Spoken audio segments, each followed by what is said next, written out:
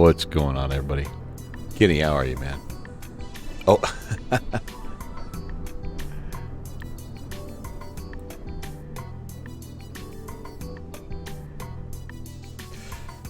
all right. Welcome to Mountain Air here in North Carolina. We're getting ready to do kind of a combo event. It's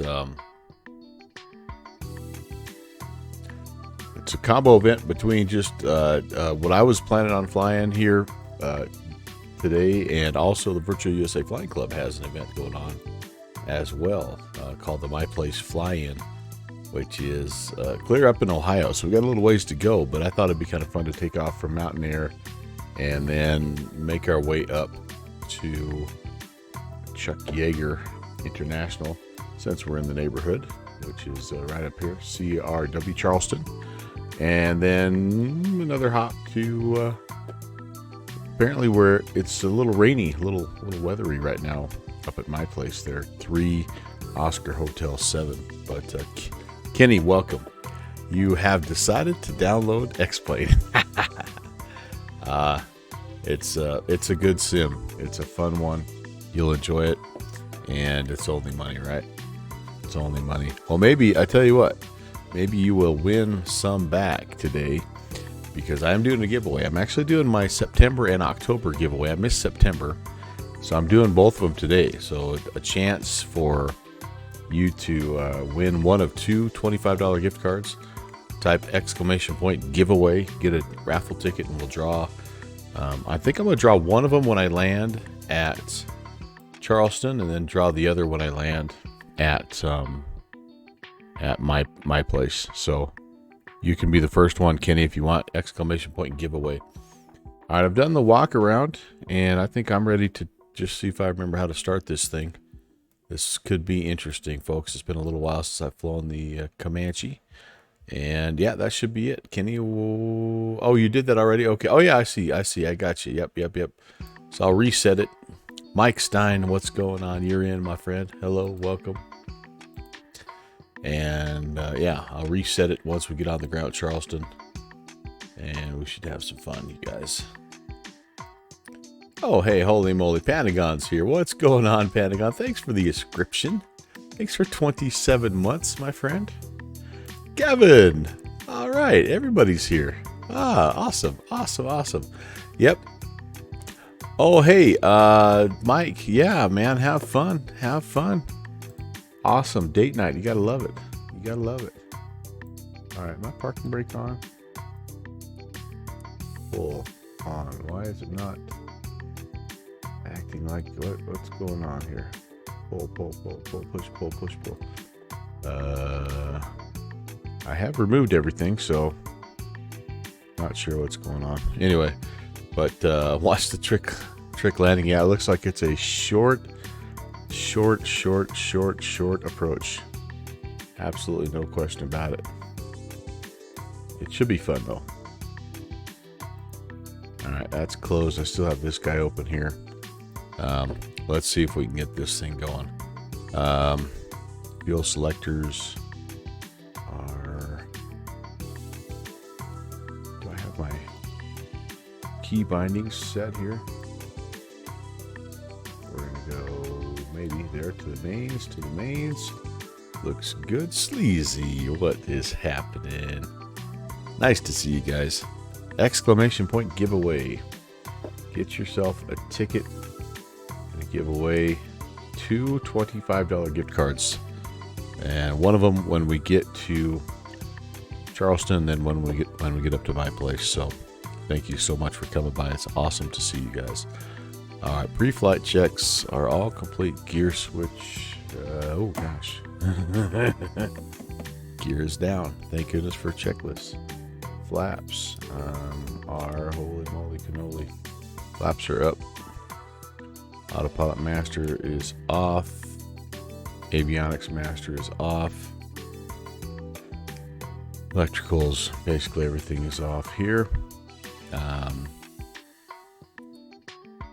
Get the rotating beacon on and get the master switch on here. Mixture is coming. Oh, wait a second. Got that backwards.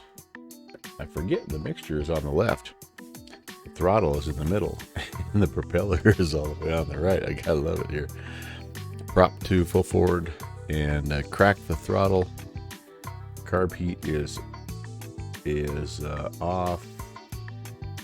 And let's give the primer a couple of pulls here.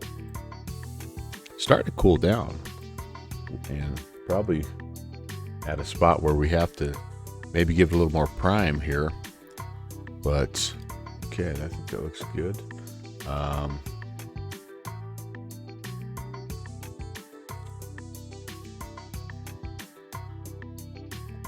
Okay, mags to both, and see if we can get a start. Clear prop. Ooh, I'm starting to fog up.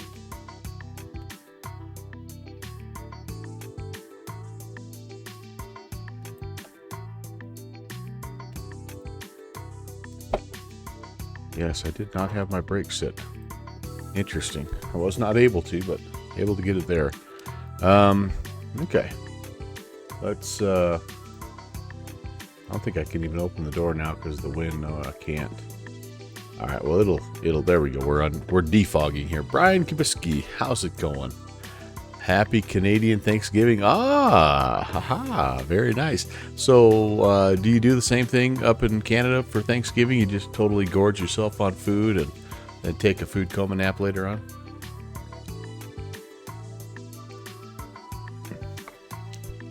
Love it. Love it. Okay, so we can lean out a little bit here.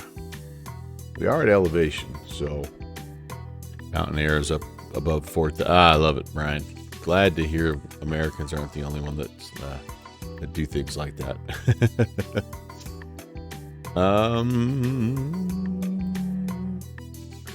Yeah, I need to take a quick peek here. I don't have any specific weather to the mountain home area, but I do know that it's windier than all get out. And the only reason I know that is because I was sitting listening to the wind as we were getting ready to go, and I can see the wind sockets just completely standing on end. And I look around at all the weather reports at fields that are nearby, and everything's gusting 20 plus. So we are preparing ourselves, I guess, for a heck of a bumpy, windy takeoff. Field elevation is 4,432. That's going to be pretty close. I think we're good there. I'm going to go ahead and turn the avionics master on. All this stuff coming on. Good. 2280.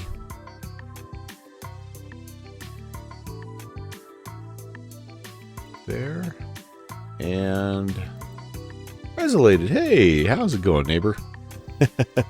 Burp. I know I've been drinking Diet Pepsi, and well, I've just been drinking lots of different things all day long. I was super thirsty. Went outside. It's a nice day here, so I, of course, was outside getting every last little outdoor project done before it starts to snow. So I came in. I was just super thirsty, and anyway, so yeah, I'll be burping all day long probably. Smitty, what is going on? You are in the drawing. Great to have you, sir. Oh, look at the planes just getting bounced around by that wind. We're going to actually be departing kind of uphill as well here, so that's not normal, but the way the wind is blowing, I think we're going to have to. We're going to go down to this end and depart kind of back up, which again is not really all that normal. All right, let me get back to the checklist. We'll get started here. Let's lock the primer. Okay, carb heat can remain cold right now. And oh yeah, so here's this is the rough plan. We're flying without a GPS today, so we're going to use some VOR help. So we're going to tune in the Holston Mountain VR 114.6. That's what we're going to track from mountain air. It'll be pretty much a straight out departure to the north, and then a slight right hand turn for about 36 miles. We should pick up this VOR fairly soon. Elevation, we're going to file. I think we actually have already filed 7,500. Hey, good fixins. Brett, good to see you, my friend. Good afternoon as well. Smitty, I hope you didn't just volunteer for something. Giving away a $25 gift card. Yeah, so exclamation point giveaway. I'm actually giving away 2 of them. I'm going to give away the first one when we get to Charleston and the second one when we get to my place. So get yourself a ticket and then I will reset it once we get on the ground. Anyway, we're going to pick up the Holston Mountain VOR and then go about 120 miles toward the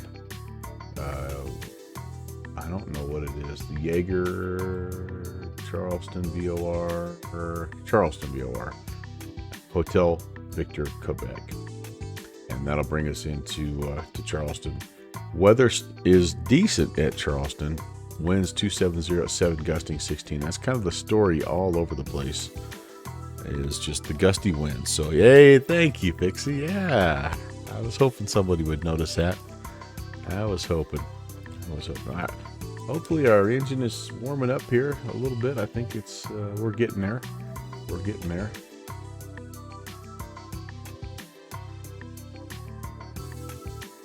I'm going to go ahead and oh, Smitty, you've got it on us also. That's awesome. I imagine there's going to be lots of people that are wearing it tonight. Hey, Rock Valkyrie, what is up? It does look a little like a Magna PI. That's right, Brian. That's right.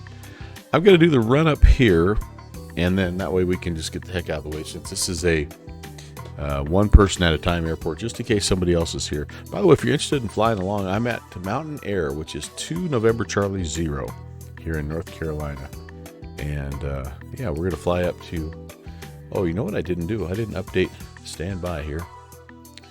Please don't type exclamation point route just yet. I need to change that here.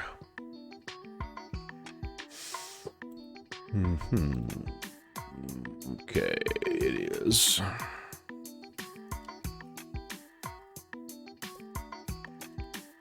Get that updated. Sorry about that, folks. All right, that looks better. So, yeah, be fun. Oh, my intro music's still going. What the heck? Oh, jeez, Louise. Thank you, Fixie. Here's the sad part about that is I actually thought that I had... Oh, you know what I did? Holy cow. I killed the desktop audio instead of the music. Oh, my goodness. Has it been a while since I've actually streamed? Yeah, maybe. Thanks for letting me know that, Fixie. Let me start over again. Hi, welcome. Nice to see you guys. You probably want to hear the aircraft a little bit here as well. Oh my goodness gracious. Yeah, I definitely am shaking off the rust. So we are, let's do this. At least going to get it turned into the wind so we can do the run up. I don't believe I have anyone else here just yet. We'll do that. Set the parking brakes. Let's go throttle up 2,000. Pretty happy with the engine temperatures right now. They're a little on the cool side, but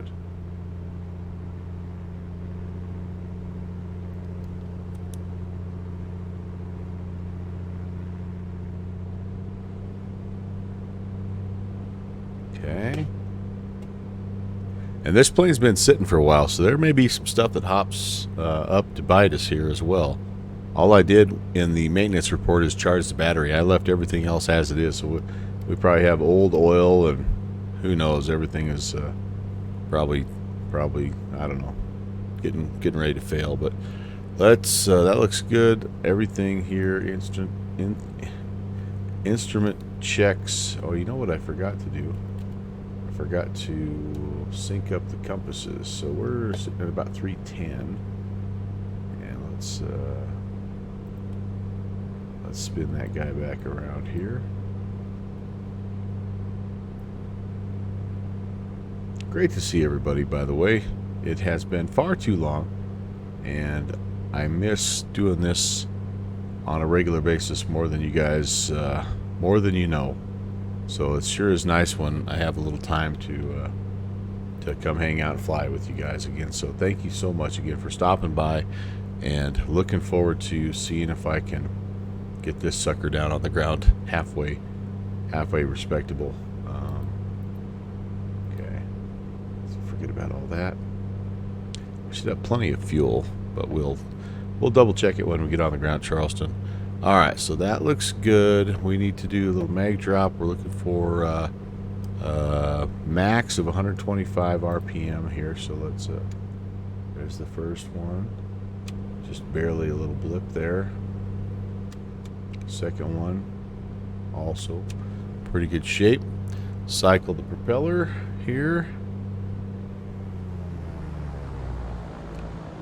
RPM drop, manifold increase, recovery.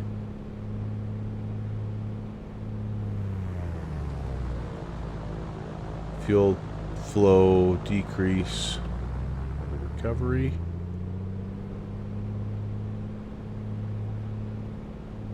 Going a little too far there on the power.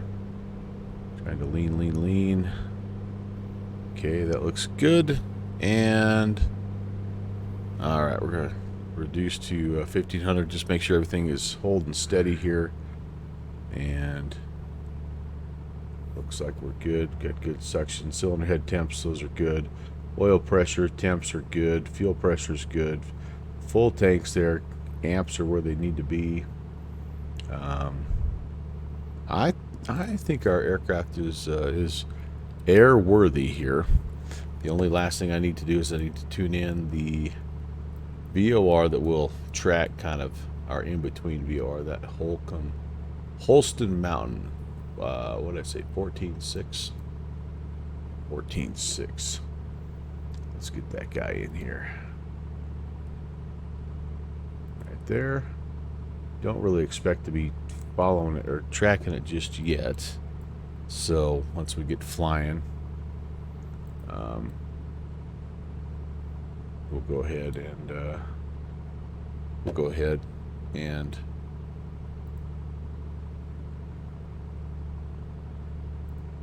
tune that in. We'll probably just hand fly for a while, though. I mean, there's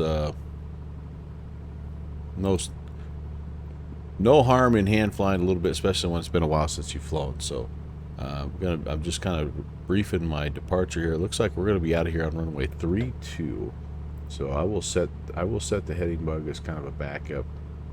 32, and then it looks to me like once we do get going, we'll be on about a 024 track here. So let's go up here, 024-ish. Yeah, 24 right up there.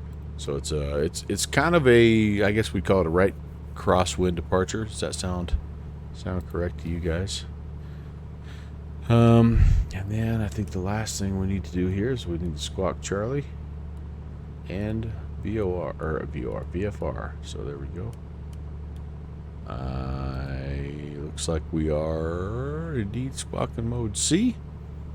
Do I have anybody? I don't think I need to talk to anybody, even if there's... Alright, ooh, hey, it's already liking where we're going here. Interesting. It's already showing that I'm up there. We're here, Mountaineer. And then we're going to CRW.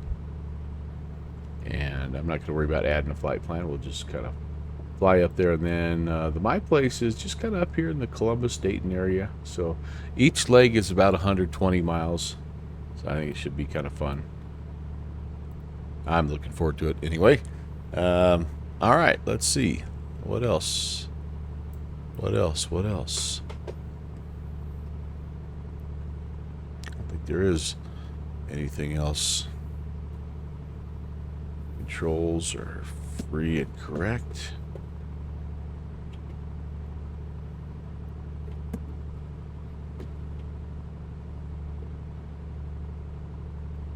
I'm going to toss on some landing / taxi lights. I don't think I need any of that. P2 can come on as well at this point. And Yeah, vent air is good. Temperature right now is still pleasant. I mean, it's you know a little, I guess, on the chilly side, but like mid 40s. So not nothing crazy. Shouldn't have to worry about icing, at least initially. If we get going and we find that it's a problem, then we'll plan accordingly. But we're gonna give it a go. Mountain Air Traffic Comanche 11816 is back taxi runway 32 Mountain Air.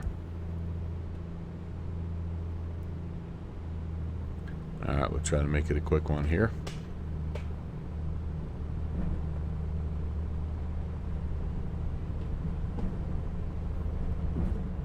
Maybe not quite so quick.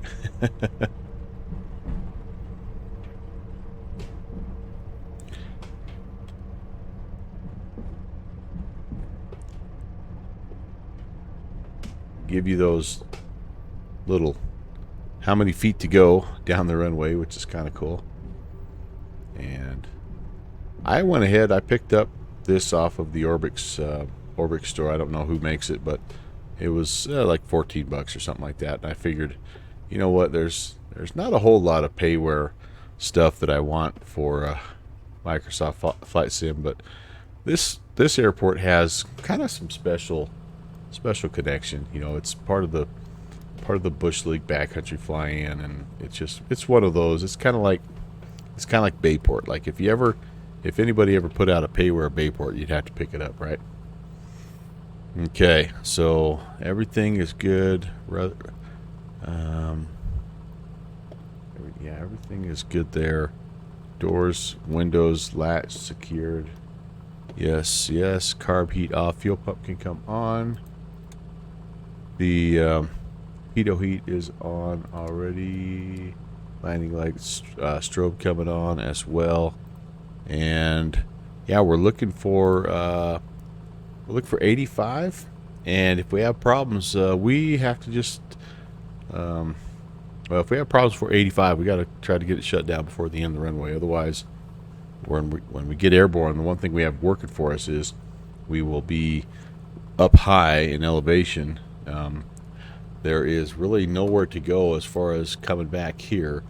There's a highway directly in front of us that we could use if we have to.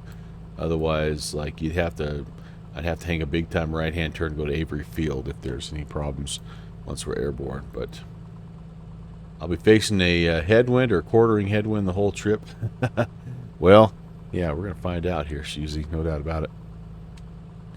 Mountain Air Traffic Comanche 816 is departing runway 32. Will be right-hand crosswind departure VFR to the northeast. Mountain Air. Tell you what, the wind's helping me get turned around. Look at that windsock. Holy cow. Holy cow. Oof, boy. Even taxiing's a treat. Yeah, All right, let's set a notch of flaps here. And I think we're ready to go. We're leaned out where we need to be. Giving her the full beans here. Oh boy, it is windy. Windy. Oh my goodness gracious. Come on, girl. Stay on. Oh. Wow. Yeah. That was something. All right, gear. We'll try to use a little ground effect here and just run out of the canyon. Over the edge. There we go.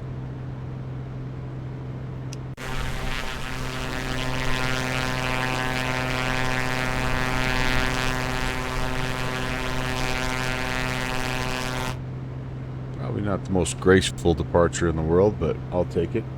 Laps are coming up, and let's go ahead and make sure we're okay over there. We'll make that right-hand turn, get ourselves going. Looks like we are picking up the VOR that we need, so that's kind of nice. Going up to 7,500. Mountain On air traffic, Commanche 16 is making a right-hand turn, heading out to the northeast, climbing through 5,000, last call Mountain Air. Okay. I'm going to bring back power a bit here. And RPMs, let's go 24 and 24 as we're climbing. Our speed is maybe a hair slow. Oh, actually not too bad. 105 is VY, so I'll take that. Whoops. We're going to just try to hold this. Actually, we're a little bit right of course, if I'm being honest. So let's allow ourselves to kind of come back to the left-hand side here. And you know, one thing I don't remember is if I have a DME. Do I have a DME? This sucker? I might have to mess around a little bit with that. There's 6,000.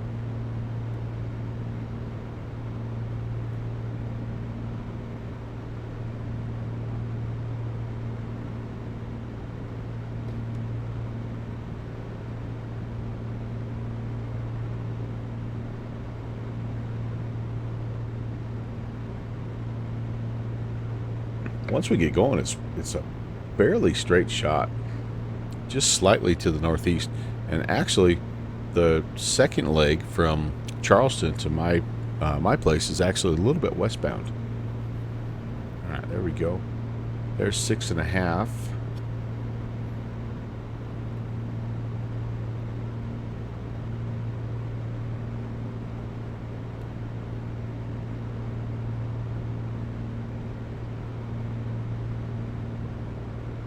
Looks pretty good, I think. All the instruments are looking good. Turn the fuel pump off now. Landing light can come off as well. Pitot heat's on. Hopefully 7,500 will keep us low enough. The MSE for a lot of this is like 6,000 plus. So you're kind of stuck in terms of VFR altitudes if you're eastbound, but I think so far it looks like it's okay. There's a little bit of concern maybe with this system in front of us here, but we'll see as we get going. Okay, autopilot. I'm trying to remember how to how to work this son of a gun. Has to do with this gauge right here. So I'm just trying to get to 7,500. I'm going to try to just trim it out and be as stable as I can before I engage the autopilot. As you can see, the heading bug is needing to be updated as well. So I've got some work to do here before I throw the autopilot on. And that's okay. I don't mind. Something kind of like this. Of course, the plane wants to climb as I'm gaining some airspeed. So I'm trying to fight that. You can see the little trim wheel. It'd be kind of cool to be reaching up there, trimming out your aircraft, kind of like Twin Otter style, right? Don't forget to turn on the AP master. Yeah, I've got to get that on first. Just trying to sort of get it halfway trimmed out here. Once we get up to cruise, by the way, a guy can really lean it out and pull back on the power. RPMs about let's look for about 2,100. There we go. We don't need to be. We're not going to be setting any land speed records here. Wow, I'm blowing right through 7,500. Try to trim down. I'm looking for like about 170 across the ground. You know, that's about what I estimated in my flight plan. That'll give us about an hour to Charleston and then about an hour to my place. All right. Autopilot master is on. We're going to hold this general heading here. And I'm just, as soon as I get down to 7,500, I will see if I can pop the autopilot on, see if we can hold our altitude and start to track this VOR. I need to turn on or figure out how to turn on any kind of distance measurement. And maybe I don't... See, that's how long it's been since I've flown this sucker. I don't remember if this has DME or not. But I'll get the autopilot on. It'll help me out. Reduce the workload a little bit. Let me look around the airplane a little bit. Alright, so let's go heading mode here. And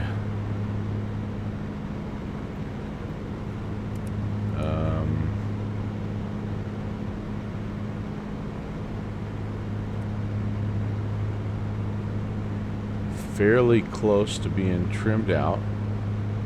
And I don't think there's, if I'm not mistaken here. Oh, that it does have a DME. That's right. It's over here, isn't it? It's over here. Yeah, it's this guy here. Distance 24. Thanks, Kenny. Kenny, a quick question. Like, there's no altitude hold, right? You have to be adjusting your power and all that. You're doing that manually. Okay, that's kind of what I thought. That's kind of what I thought. Good to have you along, by the way. Good to have you along. I just realized that part of my shirt was unbuttoned here. I was about to give you the Melvin Leroy few buttons. Oh, there is an alt hold. Okay. I'm going to give you the Melvin Leroy unbuttoned look here for a second. Okay, I don't know. I don't remember where that's at. Where is that?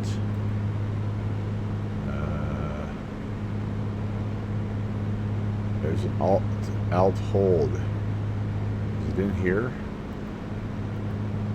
Oh, that goes you through those. Yep, there's an alt hold. All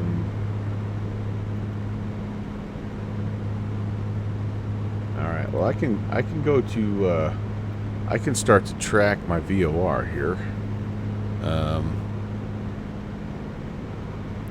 Bottom of the yoke there. Oh, that's right. Right down here. Yeah. Okay, guys. Thank you. Yeah, okay. Well, we're not quite 7,500. Let me make sure that I can remember if I'm actually following the VOR here, and if we're fairly well lined up, then I'll fiddle with the altitude.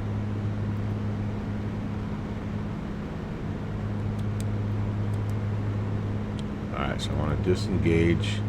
I want to just trim up slightly. Let it start to come back up. It's kind of coming back to me now, guys. Thanks for the help. Alright, almost there. Almost there. Almost there. That's probably going to have to work right there. Yep, there we go. A little blue alt hold button. We're tracking low track, which should be just fine. And we're on our way. On our way, yeah. The beautiful A2A Piper Commanche PA-24. Haha.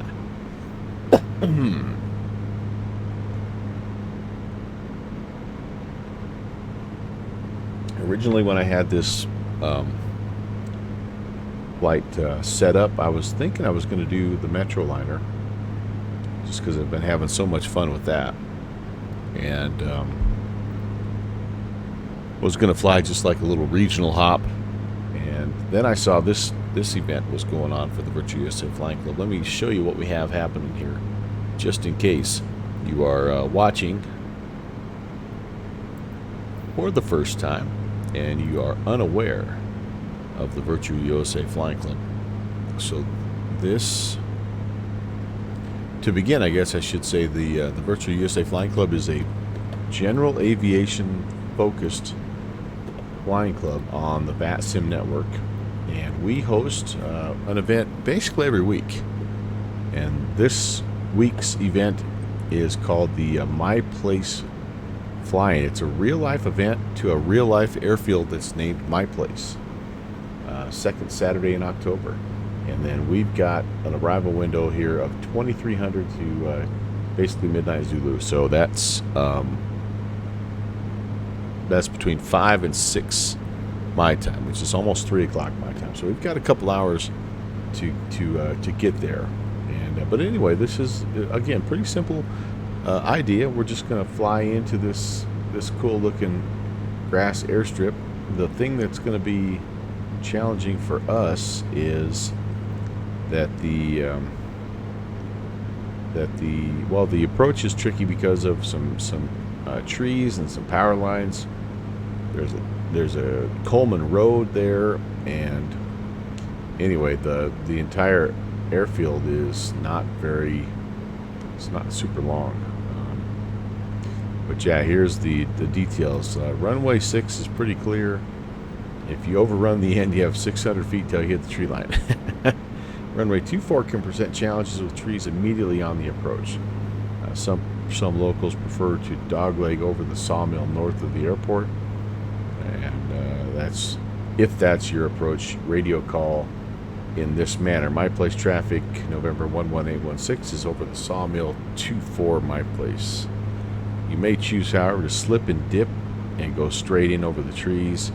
And yeah, if that's what you're going to do, you don't have to report the sawmill. So anyway, this is what it looks like, and it's So there's the sawmill. You can dogleg it in there, and I mean, we're just going to find out.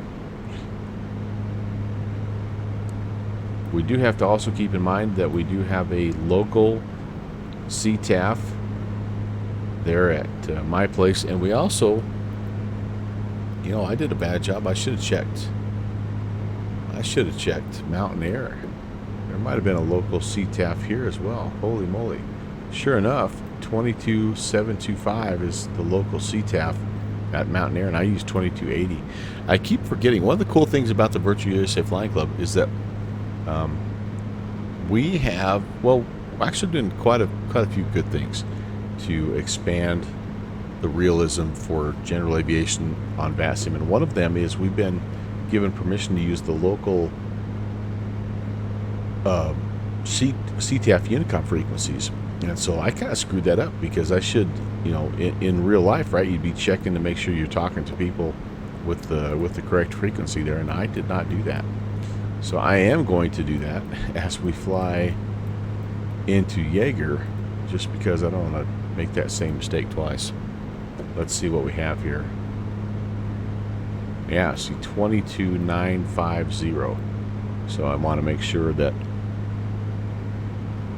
I've got that dialed in. All right. Anyway, that's kind of what we do. So if you're interested, I think I have a command. I'm going to test it because I don't remember. Fixie has it anyway. Here, luck. Hey. Good weekend to you as well, my friend. So nice to see you. Guys, check out the Pure Luck channel if you haven't already. I need to have a custom welcome for you, buddy. But, Pure Luck is a really wonderful streamer, very knowledgeable guy, puts on a super entertaining flight sim related live stream, so go check him out. Have some time before the kids wake up, so here you are. I remember those days. I just got back from doing a little visitation with my grandkids, so yes, it's funny how fast you forget how much you plan in between naps. And anyway, great to see you, Pure Luck.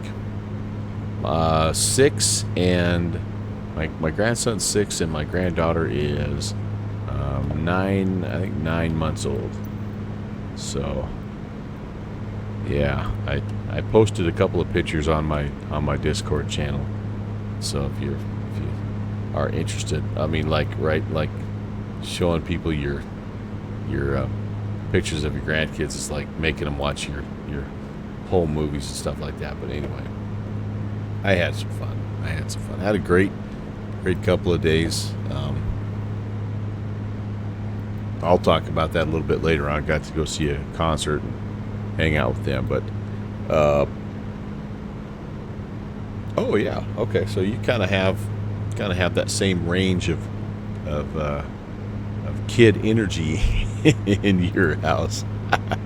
That's awesome. But again, guys, type !giveaway. Get yourself a ticket. When we get to Charleston, I'm going to be... Oh, and it's just about time to flip over and track outbound. But when we get into Charleston, which is our first stop, I'll be drawing for a $25 gift card. And so I want to make sure you have a chance. Really appreciate your support. It is just it means a lot when you guys are sticking with me when I'm coaching and not streaming all that often, and just my schedule just gets crazy. The fact that you're still kind of here hanging out, man, it means a lot. So Pure Luck, you are in. You are definitely in. Well, I'm going to show a couple of pictures of my crew here, but let me get going on the outbound first. So we're tracking outbound from the Holston Mountain, Holston 016 is what we're looking for. I think that's pretty close. And this will be 119 miles. So we'll track outbound for a while, then we will pick up the Charleston VOR. Charleston VOR, might as well preset it here. The Charleston VOR 17.4. There we go. That'll be ready here in just a couple minutes. This is the DME off of the Holston Mountain VOR. So we'll take it out about 50, 60 miles, and then we'll flip it to the other channel. We'll track inbound, and then we'll start talking. Once we flip, we'll start talking approach a little bit more seriously here. But yeah, let me show you the crew here. They're growing up. It's pretty fun.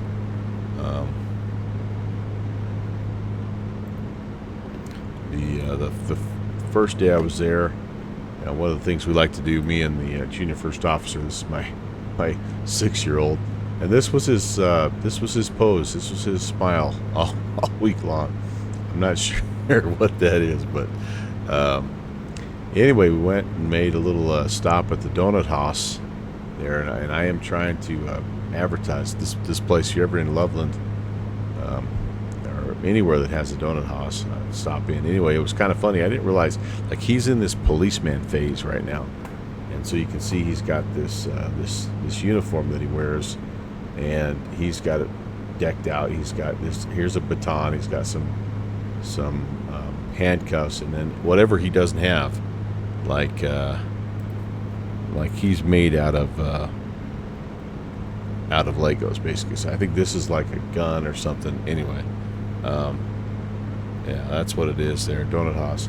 Anyway, we get in line. It's a busy place. Like, it's rush hour for donuts. It's like 8:30 in the morning, and actually getting a little bit late in the day for donuts. But we roll in, and there's a big line, and it was kind of funny. The people at the very end of the line turned around and looked at him. Of course, they smiled and said, "Well, you guys, please move up. We are happy to give our place away to a first responder." And of course, he didn't know what the heck that meant. I wasn't even thinking about that. But then when I heard that, I'm like, yes, policeman, donuts, yes. So I had to get a picture of him. Donuts with the cop, basically, is what I said. And yeah, so we had fun. Then the other thing we did was my wife and I, we went to see the Eagles. And there they are. There's the Eagles. All those old dudes lined up. They can still really play, I tell you what. Hey, Scott, what's happening? Original Godspeed. And so, yeah, we were down in Denver, and man, they put on a great show. Played for 2 hours, and just really did a wonderful job. 3 of the original members are still on tour. And I'm not a huge, like, I like the Eagles, but like I like them enough to go see their concert. My wife loves them. They're like one of her favorites.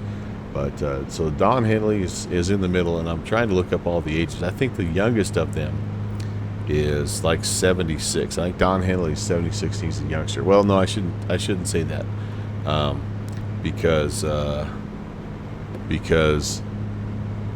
this is Glenn Fry's son, Deacon, and Glenn Fry is one of the original members. He passed away, but his son Deacon was able to do some.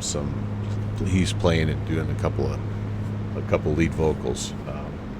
And then down on the end, well, the original members, here's Joe Walsh. It's hard to see Joe Walsh, but that guy is something else, man. And then Timothy B. Schmidt is down here with the, hard to see, but he's got the long hair.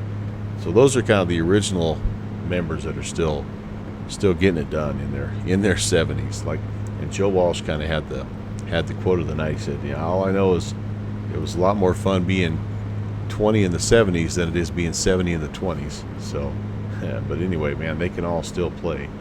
Just amazing instrumentalists still, and guitar players, obviously. And Don Henley, he plays the drums as well. Joe Walsh plays the keyboard, and they're kind of multi. I mean, they're just talented dudes.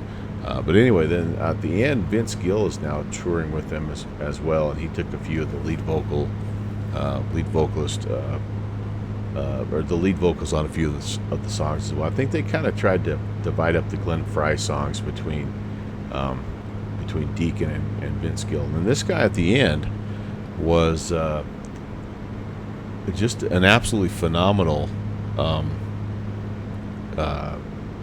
guitar player. He was the lead guitar in a lot. I have no idea who he is. I can't figure out if he's. Yeah, I don't know who he is. So anyway, he didn't stay around for the when they get together and bow at the end. He just kind of humbly walked off stage. But holy cow, could he play! And so anyway, we tried to look up who it was. They just found somebody that was able to come play with them. But the drive for me, I live about 6 hours north of Denver. So yeah, it's not too bad. It's not too bad. But anyway, that's what we did Thursday night, and then it was kind of cool. Sheryl Crow opened for him, and she put on a really good show as well. She's 61, if you can believe that. How'd that happen?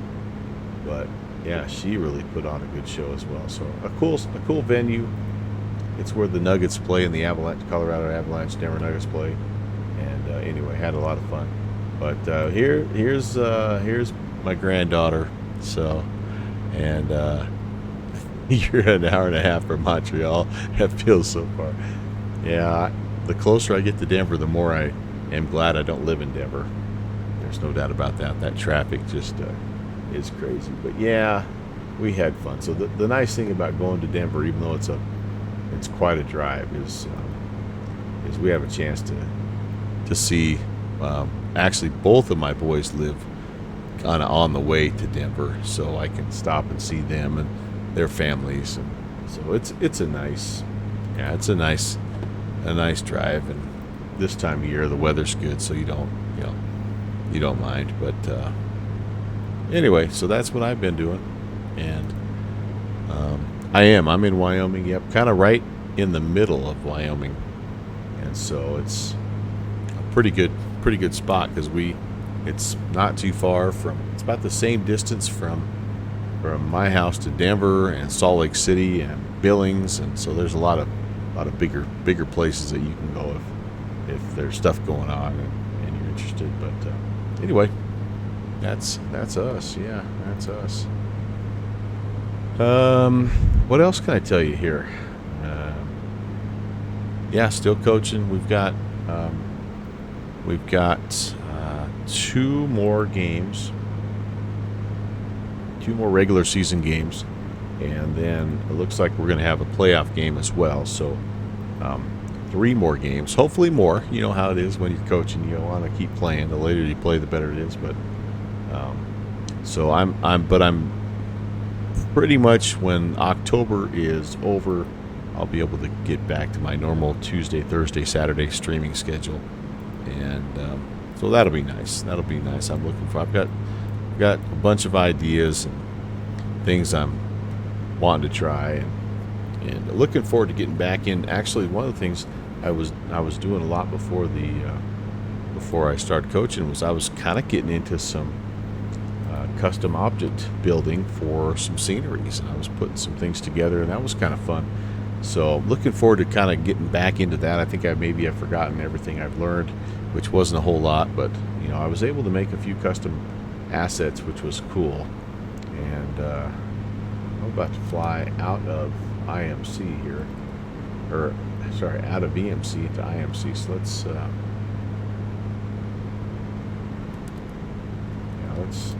I'm gonna trim down here just a bit, see if I can stay out of danger. I'm almost over. These are the Blue Ridge Mountains. Once I get over the Blue Ridge Mountains, I can actually descend to 5,500. So I'm still kind of right on the edge here of being where I can't go down below 7,500. JPC, hey, how are you, my friend? Everybody welcome our leader of the Virtual USA Flying Club, Mr. Michael Sonante. Nice to see you, sir. Make sure you type ! giveaway and try to recoup some of this shirt money, my friend. By the way, nice. I love it. It's fits great. It's super comfortable.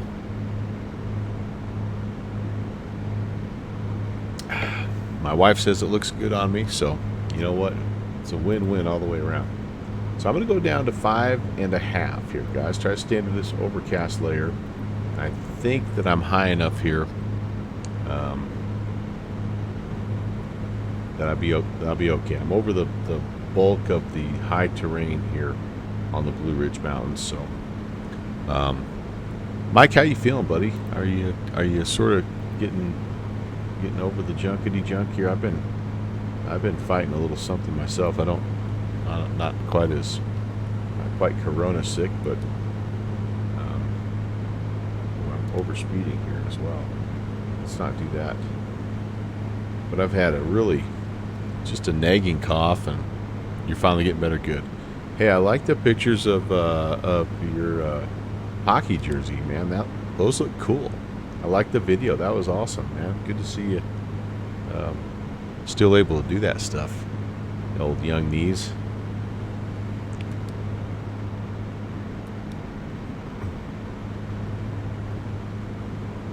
But yeah, if I could, every once in a while it'll come out. I kind of am feeling it a little bit right now, but like every once in a while I'll just start to cough, and then it's I feel fine other than that, but I get coughing and then I can't stop. It's kind of just wears on you. Tim Dog, what's up? There it is. I'm just trying to stay hydrated. That's the whole thing. Something going around up there too. Yeah. The beginning of every school year, I mean, you pick it up. If you're a teacher, you pick it up. There's always some new variant. Dallas to New Orleans. Tim Dog, awesome, dude. Hey, we haven't Volanta stocked anybody today. We need to do that. Oh, Pink Eye, there you go. Oh, Sarah. Tell her I said hello, by the way. Sorry about that. I have had that. It is not fun. Gosh. I hope she gets better quickly. It is not fun. Oh, she's good now. All right, let's Volanta stock a little bit. Let's see what's going on. What do I have here? I think we got World Flight going on. I think World Flight's getting ready to head to Halifax here in a little bit. Look at the weather they're flying through. Are you getting a lot of this stuff there, Mike? You getting a lot of crappy weather? Looks like it's pretty nasty up there. Andrew's up at Ontario. Deep Fried Friday. Where's Deep Fried? He's an international guy. Yeah, he's I don't even know where Guayaquil in Ecuador. He likes to fly down there. Look, he's flying the MD-11. Heck yeah, man. Deep Fried is he's legit. There's our buddy Medner. He's at Flabob there. Flabob. He was getting ready to. He flew his Beaver to Beaver yesterday. Now he's getting ready to go to San Gabriel Airport. Pablo Escobar, man, this guy is another one that just is like hardcore freighter guy, and he's in the 777 right now, flying some freight stuff.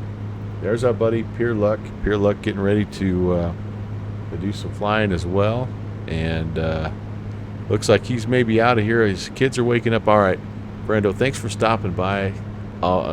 Amazing talking with you. I miss you, buddy, and soon I'll be back in chat, and look, we're gonna judge your landing. Pure Luck. Holy cow! 1.01 G's, a $139 and -179. Wow, that is a good landing, my friend. Into Mexico City. Flew that approach beautifully. Look at that. Wow. Holy moly. Nice job. Nice job, Pure Luck. That, by the way, if you friend me on Volanta, that's what we do here. We publicly judge your landing and point it out on stream. Rob Valkyrie, the Rio Galileo. He's flying down there in that event in South America. Awesome, Rob. Rob's flying. Oh heck, you're doing A320, JetSmart A320. Very cool, very cool. Tom Jabim to Ministrio Pastriani. One thing I really miss, I don't know if Rob is paying attention now or not, but he and I got into kind of a neat rhythm of flying internationally on Saturday mornings, and I really miss that. I look forward to getting that going again. There's Tim Dog on his way Dallas down. He's on approach right now, heading into NOLA. They've got some rainy conditions down there as well. Wow. All right, cool.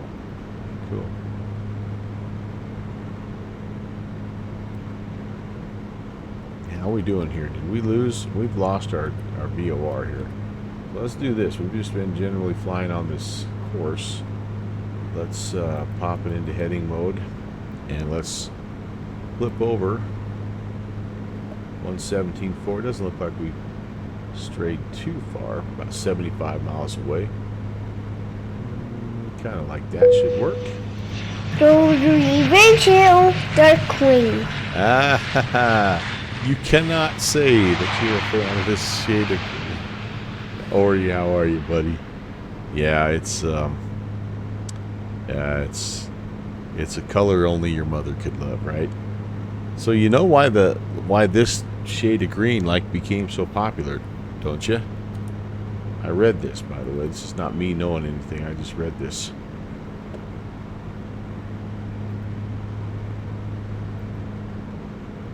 I'll hold up. We've got an ad break going on. But who knows? Who can tell me why this shade of green, you see it a lot in aircraft from kind of this era. And not just GA aircraft.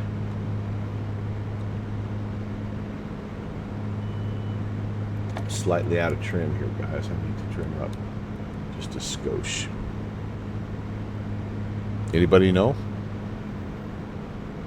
You're putting in the hours on your new Black Square TBM 850. That looks pretty, I tell you what, Ori, that looks pretty nice.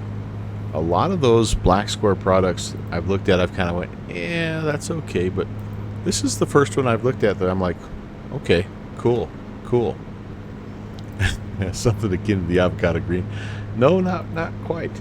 So what I read was that the reason why this was starting to appear in flight decks is at one time they thought it helped reduce air sickness, that the color actually helped reduce air sickness. So if you think about like some of the aircraft that you see it in, right, like the MD-80, the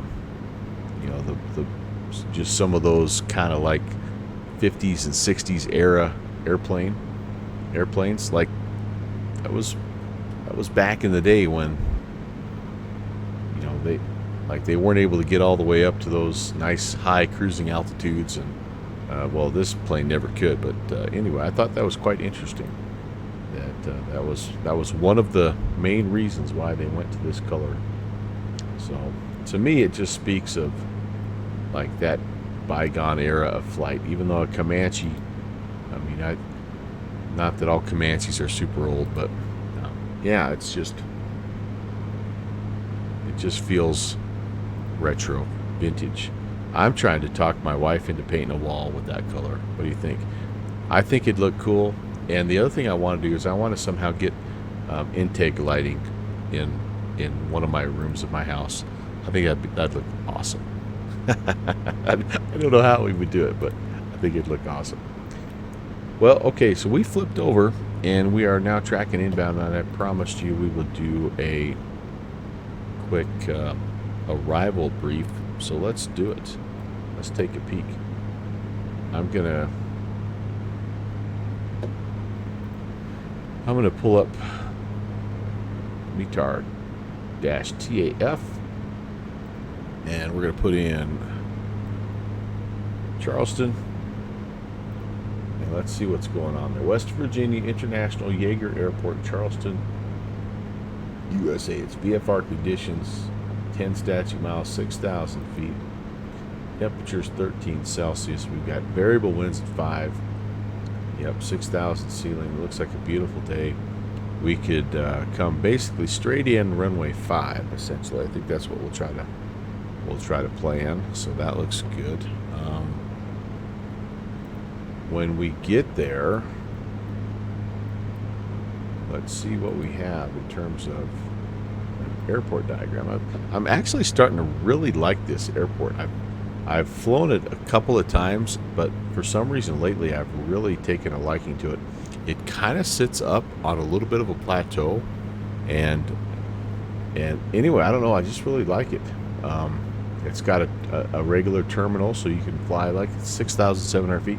You can fly an Airbus or a 737 in and out of that, but it also has the FBO and anyway, Air National Guard if you like that kind of stuff. But if we come in on runway 5, we're going to land and probably be able to exit here on Alpha 2, taxi Alpha to Charlie, and come over here to the FBO kind of on the south end. I think that looks like where we'd want to be. So we'll plan on that. Yeah, it's I think it's a I don't know. You're not far from CRW yourself. It looks like beautiful country. I mean,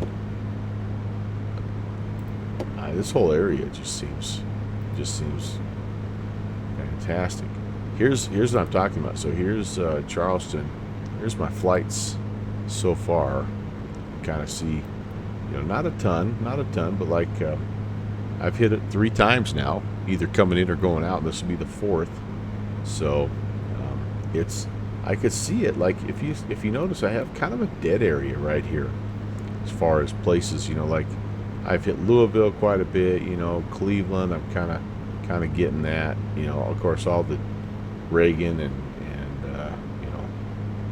Baltimore and all that stuff. But like right in this area here, it's pretty scarce. Mountain Air have flown out of several times. Charlotte. I'm expecting Raleigh-Durham to become a little bit more of a hub for me as well, now that we've got Slant Alpha doing some ATC down there. In fact, I picked up a payware scenery for RDU just because the default one in Musfuss is so bad. Yeah, it kind of is flyover country, and I mean, which is a shame because like I think they have a pretty nice general aviation community down here. You know what I'm saying? There's all kinds of bush flying opportunities, and there's, it's different from the Idaho backcountry, but anyway, it's yeah, what a cool place to fly. I'll have to get her down firm. Any float, I'll miss that turn. Well, at least I've got 6,000 plus feet of runway to work with, so hopefully I'll be okay.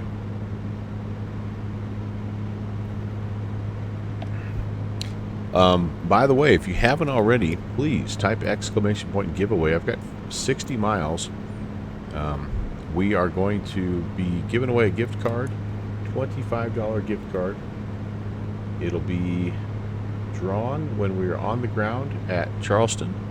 Tim Dog, you're in, and then we'll do another one as we head up to my place. Where did I pick it up? It was not it's a field there scenery, so it's not like the best scenery in the world.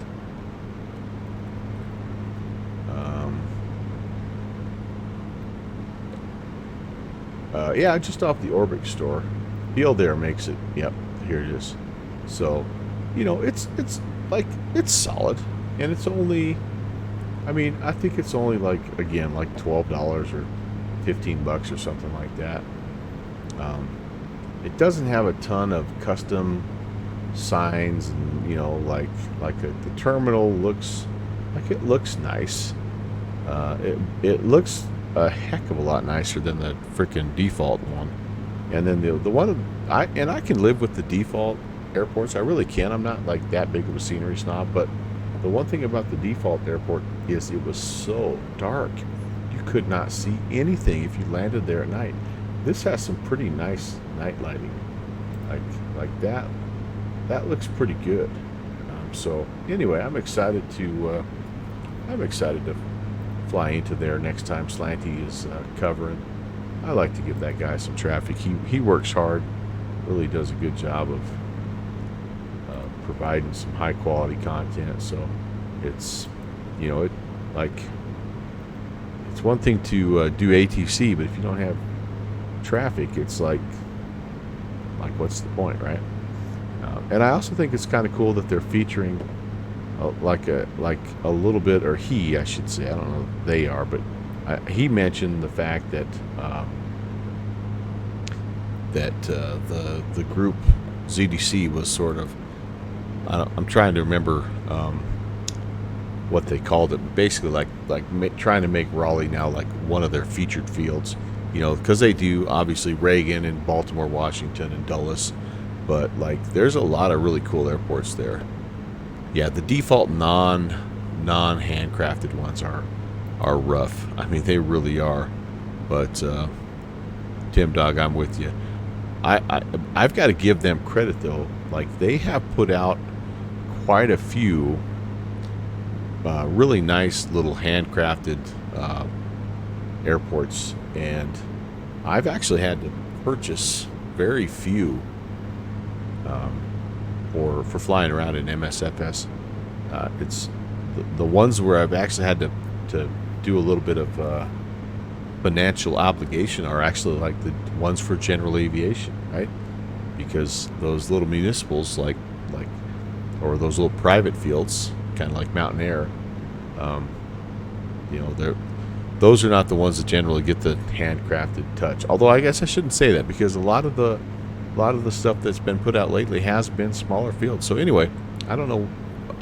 I'm just going to retract all that, because I like what they've been doing, and what I think has been kind of fun is like every time a new world update comes out, like you get like 7 free sceneries with it because of what they just handcraft, and then all of a sudden you have all these new places that you can fly and all these new routes, and it's just like a trickle down effect, because then then you need to go, if you're flying like the A320, you need to go get the livery that's specific to the company that flies in Czechoslovakia or Austria or wherever it is, Norway. Anyway, it's just really cool. I think I've enjoyed that more than I thought I would. All right, I need to look around here. My cylinder heads are getting a little bit on the chilly side here. Is that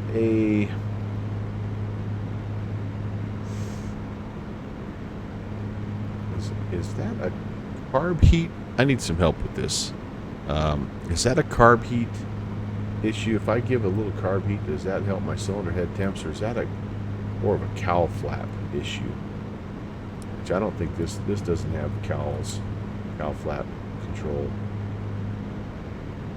I'm gonna just give it a little bit of carb heat. I guess I could lean out a little bit as well. I think I could have done here. Richard Peak right now. I'm too far lean. Do you think that's why? I thought running rich. Well, okay. Let's if that's the case, and I am leaned a fair bit here, so let's enrich just slightly. So my gallons per hour are coming up here. I didn't actually end up, like I forgot about, trying to do you know, lean to peak, rich to peak, and all that stuff. But I talked you into it, Ori. Yeah, it's I've just spawned in and looked around in it, and I like it. I mean, like I said, it's not. I don't feel bad because I'm not spending $28. It's not like I'm buying, you know, Sydney, Australia, or something like that, which has just crazy level of detail. But it's just a good, solid, like, you know, like airport. And the other thing I like about Raleigh is it's pretty versatile. Like, you can fly your bigger jets into it, or you can fly your helicopter into it.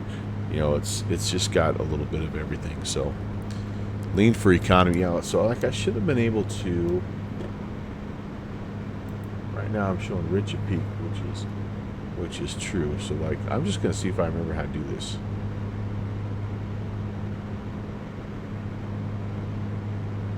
I'm gonna lean for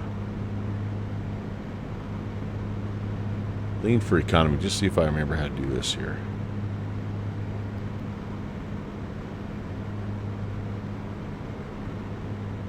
There it is, right there. Pop it up.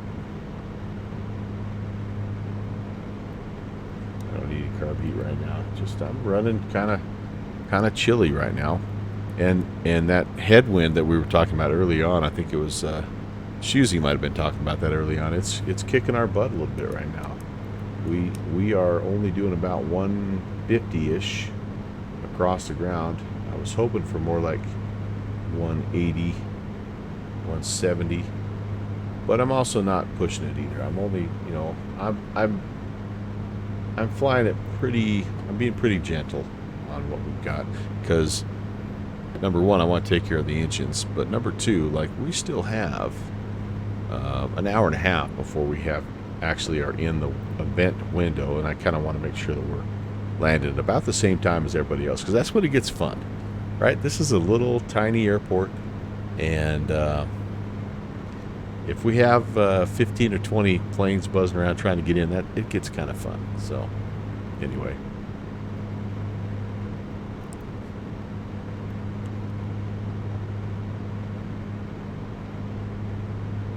yeah, Ori, and that's one of the things that's kind of fun about it, right?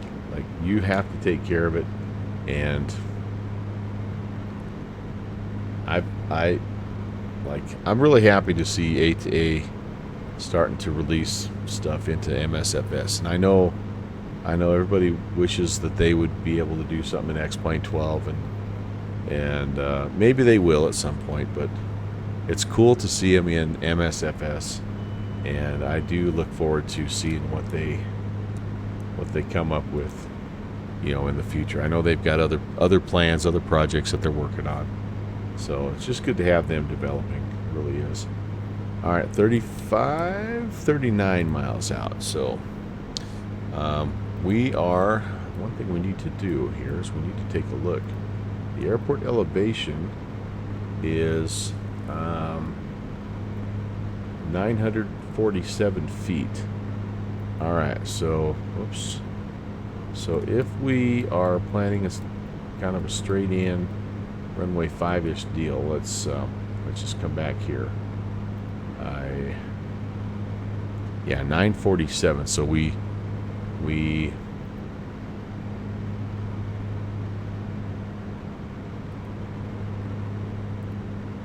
really need to probably get closer and make some radio calls before we just assume straight in.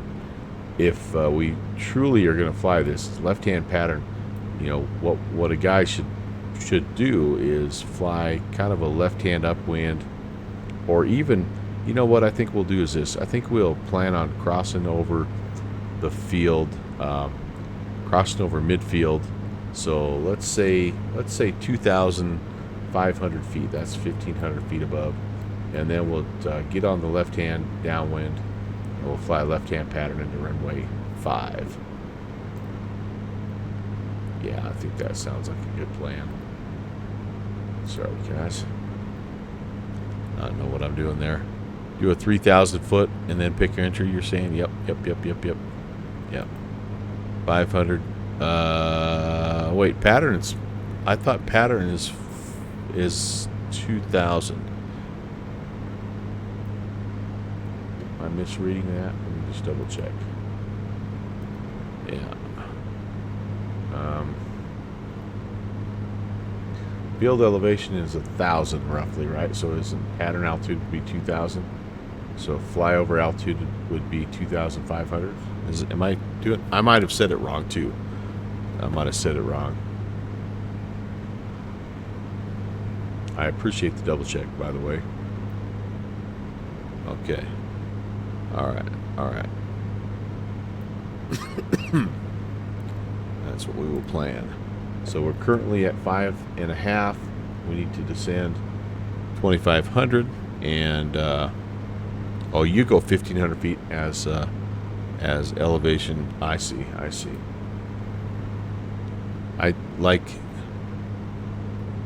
I know there's a difference between propeller driven and like jet aircraft as well. So that's you may not be wrong, Ori. It may be me.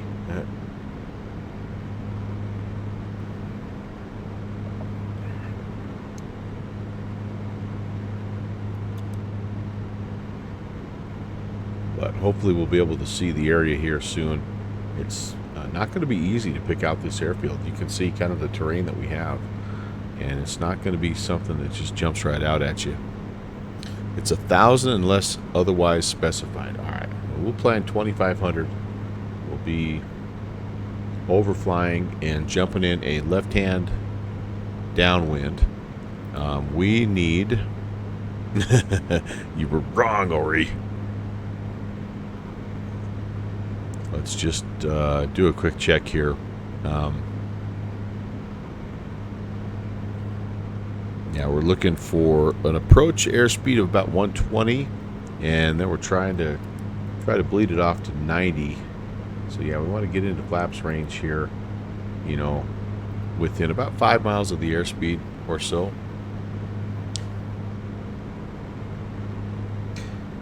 Right, being 500 above. I think, isn't Kenny, the big thing is just making sure you're communicating, right? Like, just make sure you're talking to everybody, and you just got to report your position, you know, your altitude, what you're doing, what your intentions are. You just can't over communicate that kind of stuff. I'm going to set my heading bug here to match the runway heading. Double check that one more time here. Runway 055. Set that heading bug to match that. Right about there. So yeah, if we hit this VOR just right, we should be in kind of perfect shape just to turn a little bit to the left, kind of report a midfield flyover, and then hop into the left-hand traffic pattern. So what I plan on doing, I'll get down on the ground, we'll get parked at the FBO, we'll do the drawing, and then I need to take just a little short in-between break. I've been going for about an hour and a half, and I like to get up and stretch my old bones a little bit here, but and then we'll plan on the second leg, which is pretty close to the same distance, honestly. This one was 154. and the next leg is 141. So it'll be about another hour or so, and then we'll be into the My Place fly-in, and we'll do one more gift card giveaway, and yeah, we'll be good to go. That'll be a heck of a good way to spend a Saturday.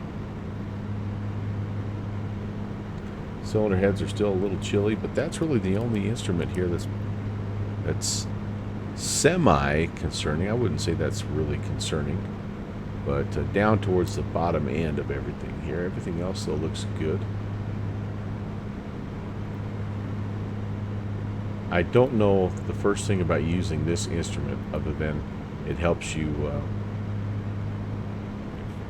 monitor your cylinders, and everything else is kind of like, yeah, I keep telling myself I just need to dive into that a little bit, figure out what's going on. If you're VFR, you try to fly over midfield, then choose the pattern entry from the windsock. Yeah, and our windsock right now is reporting, or our METAR, I should say, is reporting variable at 5. Ooh, you know the other thing I need to do, don't you guys? I need to get on that CTAF frequency. So let's do this. We've got 2295. Now, since we are flying, this is not an officially, this is not one of our official fields. So here's what I'm going to have to do, guys. This is kind of what we told that sim that we would do. So we're going to go 2295. That's the, no. Yeah, 22950. That's going to be the frequency we communicate on. But we are also going to monitor. Can I do both? I know there's a way to do both right there. We're going to monitor 2280 because the rest of the VATSIM world is going to be talking to us on that. That's the kind of the universal Unicom frequency. So we told VATSIM that's what we would do because we know that we're going to interact not just with Virtual USA Flying Club traffic. There's going to be other people that are flying in the area that, have no idea that we're using the local CTAF. So anyway, that's more me just thinking out loud, but we've got that set, and we'll do both. We'll monitor 2280 and we'll make our radio call. I might make an initial radio call also on 2280 just in case somebody's in the area here. So I'll wait till I get about 10 miles out. I kind of feel like I see something out here. That's a long way out, though, for a runway.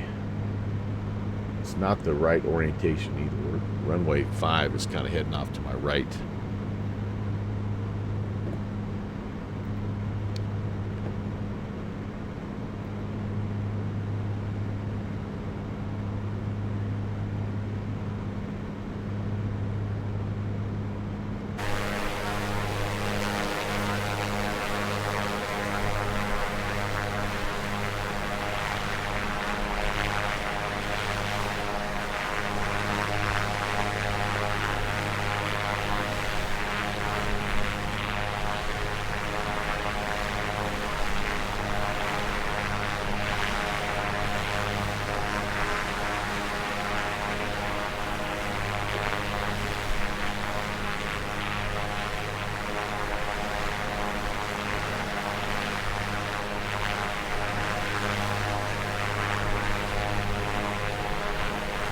Ori, this is very true.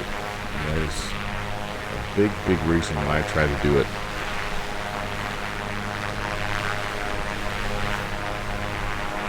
Helps you catch a lot of mistakes.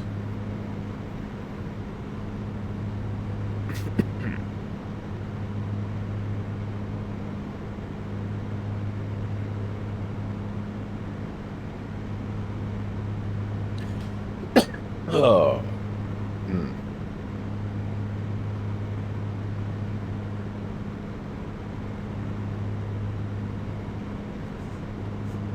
Got a friend of mine who's just had his 50th birthday. So I got to make sure I'm giving him a hard time. Okay. Yeah, that's just a turn in the river or something there. We should be heading pretty well straight at it. The VOR should be right there. So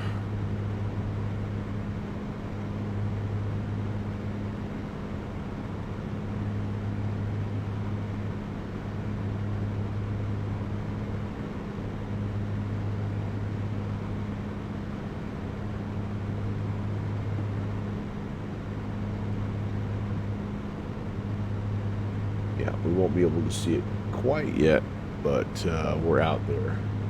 We are out there, I promise you. I promise you. Or you did a little Reno to San Francisco. Oh, please do. Please do, Ori. You are, like, you've earned a junior first officer custom welcome sound, buddy. So you are welcome to share away. Look at that. That's that beautiful TBM. That black square TBM. Wow. That is nice, Ori. There's Reno right there. That's beautiful, dude. Fantastic light. I love this time of night. That's a great picture, dude. Thanks for sharing that. What a gorgeous area, right? Holy cow. It's just like, man, oh man. All right, we better make a call here, and I'm going to start with CTAF here. And we're going to make this call to Jaeger. Jaeger. Hello, that's me. I'm monitoring double. Okay, there we go. Jaeger traffic. Comanche 11816 is 10 miles to the south of the field. At 5,500, we're going to overfly and enter left-hand pattern runway 5, Jaeger. All right, there's that. I'll monitor that. Now I can make a local call here. Jaeger traffic, Comanche 11816 is 10 miles south of the field, 5,500 inbound, Jaeger field. Traffic field, layer, traffic. Oh, you lived up there. 30 years. Wow. Pretty cool.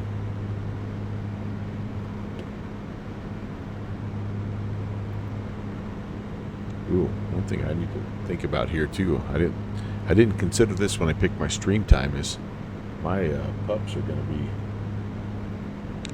needing some DINNER, if you know what I mean. So I might have to do that also when I get myself on the ground here. But I'll wait till about 5, start to configure, and see if I can pick up the field. I see kind of some structures over here, and maybe it might be, is this it right here, maybe, possibly? I don't know, we're going to see here.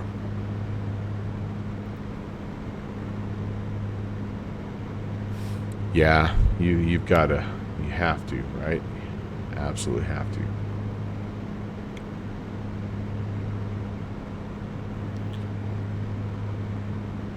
I might be closer than I think I am.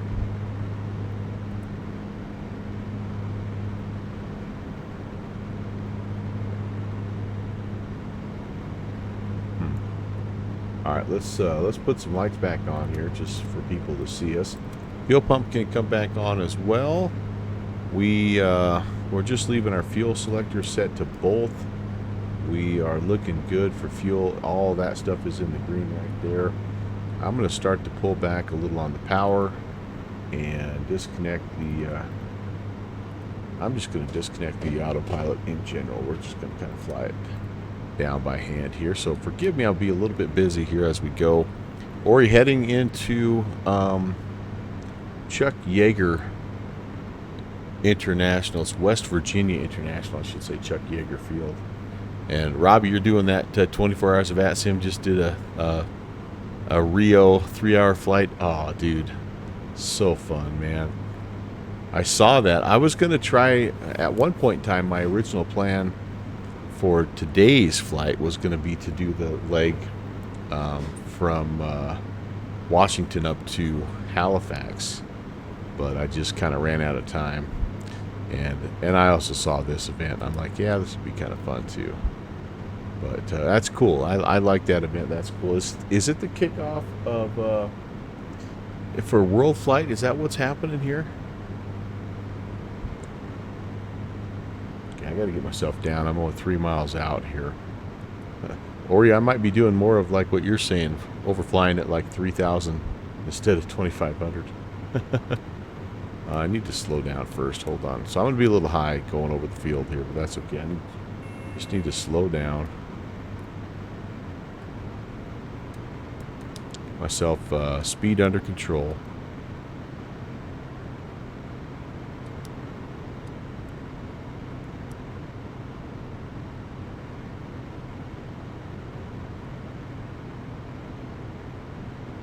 We may be going right over the top of it right now. So we might have to really extend the downwind. I got to get myself into flaps range before I can do anything else. And Jaeger traffic, Comanche 816 is overflying the field right now. 4,500. We're going to extend a left-hand downwind runway 5. Jaeger traffic. All right, so there's flap speed. Still don't have the field in sight. We're definitely going to fly past, though. We have a lot of altitude to lose here, and it is on this side of the river. So I feel like we're probably just right on top of it. So let's overfly. Let's let our altitude bleed off here a little bit. Gear handle, or the gear horn's going to be hollering at us because we're sort of we've really cut our power back quite a bit, but it's okay. All right, let's start heading downwind here and see if we can see our field. Jaeger traffic, Comanche 16 is turning left downwind, runway 5, and we're going to have to extend Jaeger traffic. All right, so we're going to come all the way around. We should be able to see the field, though, if I'm not too close to it. Are you field? Maybe not. Okay, we're just still coming around. Kind of making a lazy turn here because I'm not in a hurry. I want to make sure I'm plenty wide so I can get a beat on where I'm at. I feel like it should be up in here, guys. I feel like it should be up in here, but maybe not. All right, we're not quite there yet. There it is. That's about left downwind right there. Let's try to get ourselves down to where we need to be. The gear horn's just going to have to holler at us because we're going to go idle descent here. My dogs are whining. Earlier, you doing a little flight to Miami and had to do a little 360. Yeah, I've done that before also. I don't mean to be descending at 2,000 feet a minute here. There's 3,000. 2,000 is pattern altitude, so. And if we have to do another flyover, then I'm okay with that. In fact, I think we're going to do this. Jaeger traffic, Comanche 816 is left base, runway 5. Jaeger. I think we're going to go ahead and just kind of make the turn.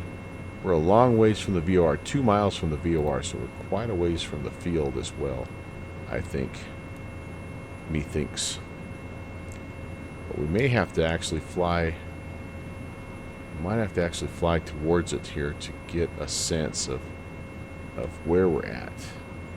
I put some power back in. We're doing good now. Try to keep it coming down. Ooh, Mom might have saved the day with the dog lunch. Thank you, dear.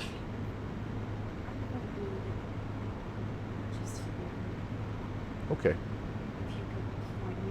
I will. I'll take care of it. Thanks. Man, oh man, where are you? Where are you? Oh boy, I don't know where the heck this field is. All right, we're gonna just have to fly over here at we'll say 2,500 Jaeger traffic.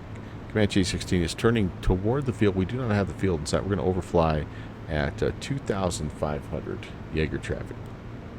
All right, let's get on runway heading here, and let's see if we can locate our field. Yeah, no, not seeing any airstrippiness, and it's kind of like if you fly right over the top of it, right? Like you can be where you want to be and not see it. Now, as I'm looking at the sectional, this is what I'm looking at here. Like, it looks to me like it's, yeah, shoot, it's hard to tell sometimes on the sectional. All right, hard to tell. I feel like it's on this side of the river. All right, well, our speed's under control. That's the good news, and our altitude just about back up to 2,500. And definitely our town. All right, so yeah, let's just wander around here a little bit, see if we can see it. It is up kind of on a plateau, so I'm looking for something that's at about 1,000 feet. Okay, we're leveled off. Looking. Hello, Chuck Yeagerfield, where are you? And the VOR, guys, is like, it has to be located actually in the boundaries of the airfield itself, because there's really no difference between where the field is and where the VOR location is on the sectional. So we're 2.5 miles past it now, so we're beyond where we need to be. Jaeger traffic, Comanche 16 is, we believe, north of the field at 2,700. We're turning back southbound again, just trying to locate the field here. It is, Smitty, yep. It's on top of a hill, yeah, okay. I'm southwest of the field, Tim Dog is saying. All right. Speeding up a little bit too. Don't want to do that.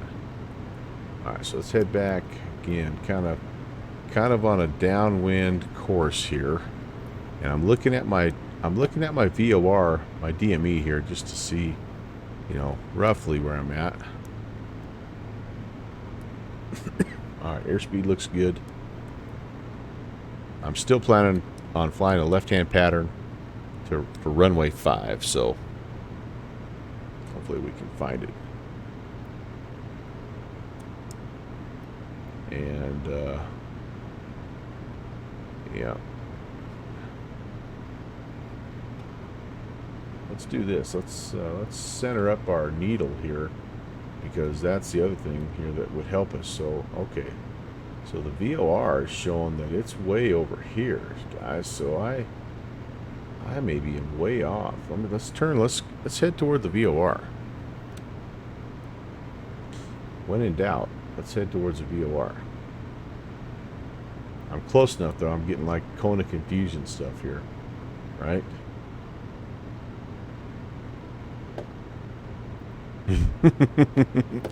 and the Great Hunt. That's right.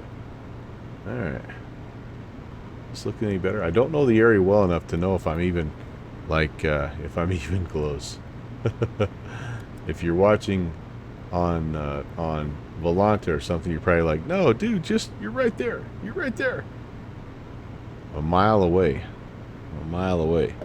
You've driven that interstate many times, huh? Yeah. Well, I feel like we're left of course here. But, oh, now we've flown right, apparently, like we've lost the VOR, so I don't know what that means. No, we haven't. Sorry, that's the wrong thing. All right. Are we over here? Maybe? Let's just make a little orbit.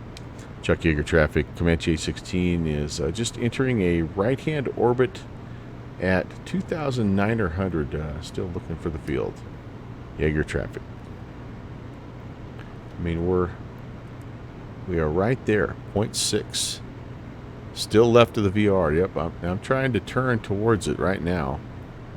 And in hopes of something showing up here that looks like an airfield. Boy, what a terrible feeling this would be, right, guys? If you're in real life and attempting to fly this thing, you know, with what you had and you weren't able to find the field and you knew you were within like a mile of it. Oh, what a terrible feeling that would be. Ugh, goodness sakes. All right, well, I'm going to do a left-hand turn here because I think like it'll be easier for me to look at the left-hand side. So what's our altitude here? Okay. Jaeger traffic, Comanche 16 is making a left-hand turn now. We're at 2,900, just over the river. Again, searching for the field. Jaeger traffic. Now, by the way, I know that it installed. It's not an install problem because I did spawn in earlier in the before the stream just to make sure everything spawned or loaded correctly. But holy cow! I mean, like I am right there, but I have no idea where it is. No idea.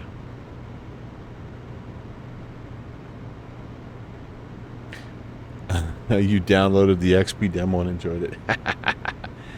Yeah, it's like it's money well spent because you're gonna get a lot out of it, right? Like you're gonna get you're gonna enjoy it. You're gonna enjoy the aircraft. You know, there's some setup, right, that goes along with playing X-Plane. You know, you need to consider ortho. You need to consider, you know, X-America, maybe Global Forest, things like that. So, you know, there's some setup, but it's nice to have multiple sims to choose from. All right, like I'm just looking at the city is right here. So the field, where are you, airfield? I have no idea where you are. Slide over to the first officer seat. Anything over here, guys? Man, if you're within a mile of the VOR and you're not picking up the airport, like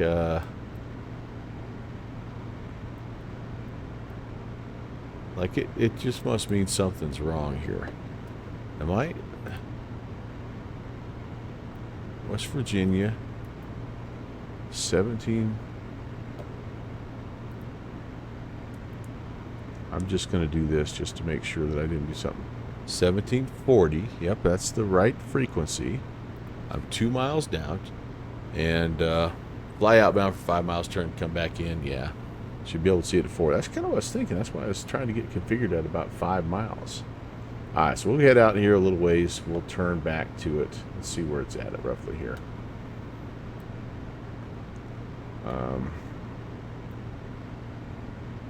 So it passed just to my right-hand side then. Yeah. Quidquam, there was some strip of pavement off the left wing. Well, I don't want to hear that, Quidquam. Welcome, by the way. Just not very contrasting. Yeah, it's hard to find. It is hard to find up here. Okay. I'm turning back now. And Jaeger traffic, Comanche, lost Comanche 816 is turning back toward the field. I believe we are just about 3 miles south of the field right now. We're inbound at 3,000, still looking.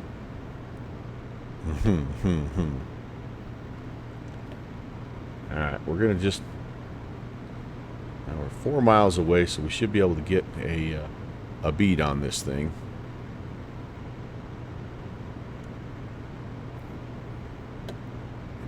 It's just right up the river. Like if you fly the river, I feel like just looking at it, you should be able to find it. All right, we're straight at it, boys and girls, more or less.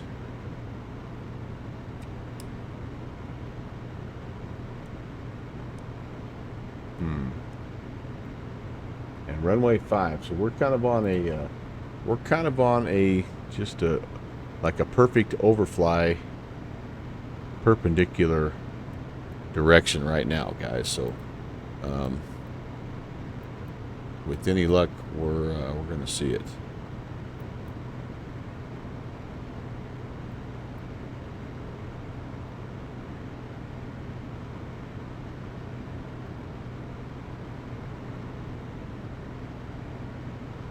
Might be hidden by the trees. Yeah, there's... I don't know. Oh, now I'm drifting a little bit again. Dang it. You get within a couple miles and you get kind of the cone of confusion thing going on, right?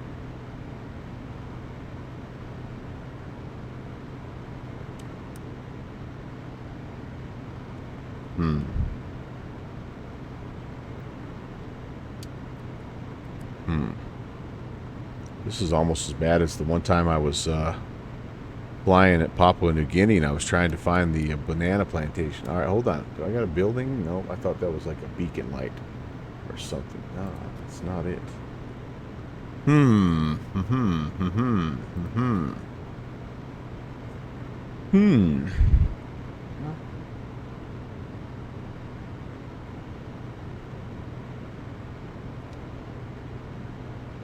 Okay, boys and girls.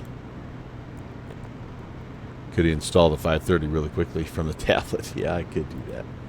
Oh, goodness. Where would it be? Where the heck would it be?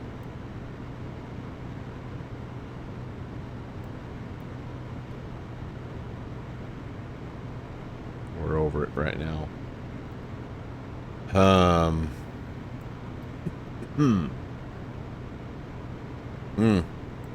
I see my problem. Here's the VOR. Charleston VOR is right freaking over here, guys. Oh, goodness. I'm 10 miles away. Holy moly. Oh my gosh. I thought that the VOR was right. Oh my gosh. I just can't read a chart. All right. That explains it. That explains it. Where's the spoon? Aha! Let's turn eastbound up the river here. So now I'm looking at it, and all right. So now we're really like follow the river through the middle of town, and then it's actually on the other side of the river here. Duh. Like I think maybe what I was looking at is this little private strip. Maybe I was confusing it as Jaeger. I'm gonna call that my excuse, guys. Alright, well, anyway, shoot. So I'm looking for about 9 miles, and then we'll be in business. Jaeger traffic. Comanche 816 is west of the field, about 8 miles at 2,800. We're inbound runway 5. See the double bridge, follow the interstate. That's when it splits, you go left. Okay, alright. Well, you know what? Mystery solved. Thanks for not digging me out of that, by the way. I think somebody had at one point in time said turn east, but it's kind of fun to find your own mistakes. Such deceptive devices. Yeah. So you said there's a bridge, and then it forks off to the left. Is that what you're saying, Tim Dog? That's it right there. Follow the interstate. Wait, let me read that again. See the double bridge, follow the interstate. When it splits, go left. Okay, so you got the... did I go over it? Did I? Okay, that guy right there, follow. That's the interstate. Okay, when it splits, go left. Okay.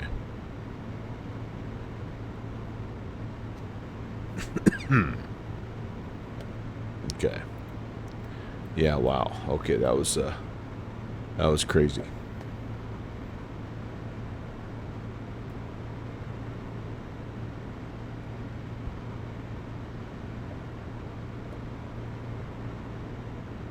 Okay. So I've got to get. I'm going to be on this side of the river here. There's this. Is that the split that you're talking about? There's a bridge. Is that kind of where I want to? Yep. Okay. Nice country though. There's the split. So go left. So I'm looking for again runway 5. So I'm kind of on like a left-hand downwind right now, at about probably 4 miles out. Jaeger traffic. Comanche 16, 4 mile left base runway 5. Jaeger traffic. Okay, we're going to start to come down here. 2,000 is pattern altitude. I'm going to go mixture full rich, propellers full forward. I got my lights on. I got a notch of flaps in. Look for 120 on the approach. I'm a little slow, but not horrible. I just, I think I see the field right there. Yes, indeed. All right, cool. Gear coming down. Second notch of flaps. I'm a little high now.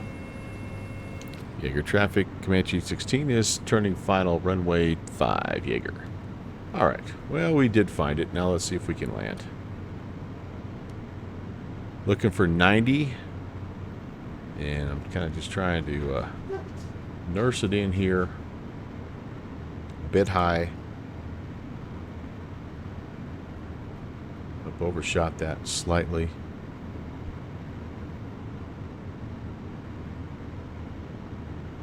There we go. Yep. Tucked in a really cool little spot though.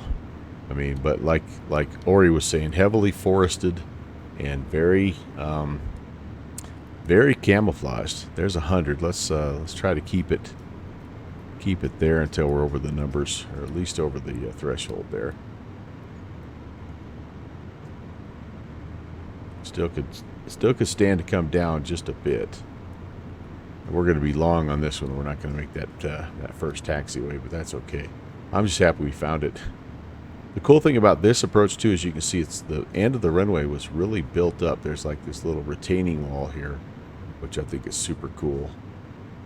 All right, and then don't want to misjudge it, right? Don't want to get too low too fast. There's runway 5, I see. Down we go. Pull her off. Little floaty. All right, down we go. Yep, there's that first turn off. That's okay. We don't need to mash on the brakes. We'll just take her all the way down. Little aerodynamic braking. Center line is optional. Comes our next turn. And we made it. There's some brakes. Okay, well, you know, we wandered around just a little bit there, but that's all right. Alpha 2 is our turn. This way I can give you a full tour of the airport. Oops. Let's lean out a little bit for taxi.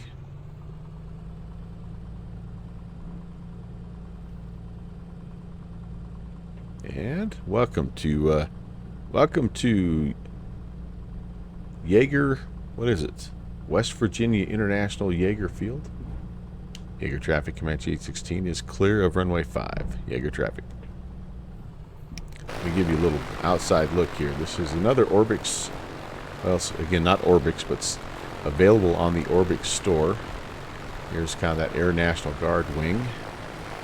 And we're going to go all the way around the horn here to the FBO, which is on the south end, kind of right down in kind of here-ish. Trying to find my taxi chart. Thanks, friend all. Good to see you. Hello, sir. I want to turn left on Charlie. There's Delta. One more. Here, there's some C-130s and other military-style Air National Guard. I gotta make sure nobody's coming. I haven't heard anybody talking on the comms, so there's the terminal area.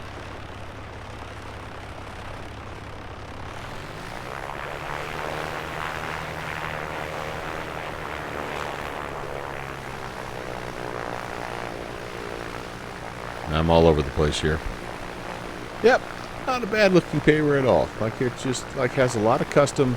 I don't know why, but I just feel like the custom buildings. You know, you don't have to go crazy. Like I'm not a big terminal guy. Like I don't care if I go inside that terminal and it looks like it's modeled on the interior. Mainly because my my sim won't run it, my system won't run it. But like little things like just even little signage on the outside or making this building look like what it should look like that just goes a long way. And again, this is another one. It's like $13. It's not a break the bank deal, but I think for me, like this is a place I would be interested in flying out of a lot. Like it's right in the middle of some pretty neat places, and it's an area that I don't visit very often. This is Bravo 4, so I'm going to turn here. I'm going to go down and check the FBO out.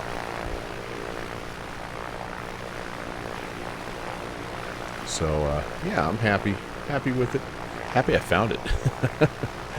Looks John Denverish. This taxiway used to be a runway. I kind of wondered about that, like a little crosswind runway. Sort of runs the length of the field and kind of has that vibe to it. Alright, let me show you what this is all about here. It's the FBO area.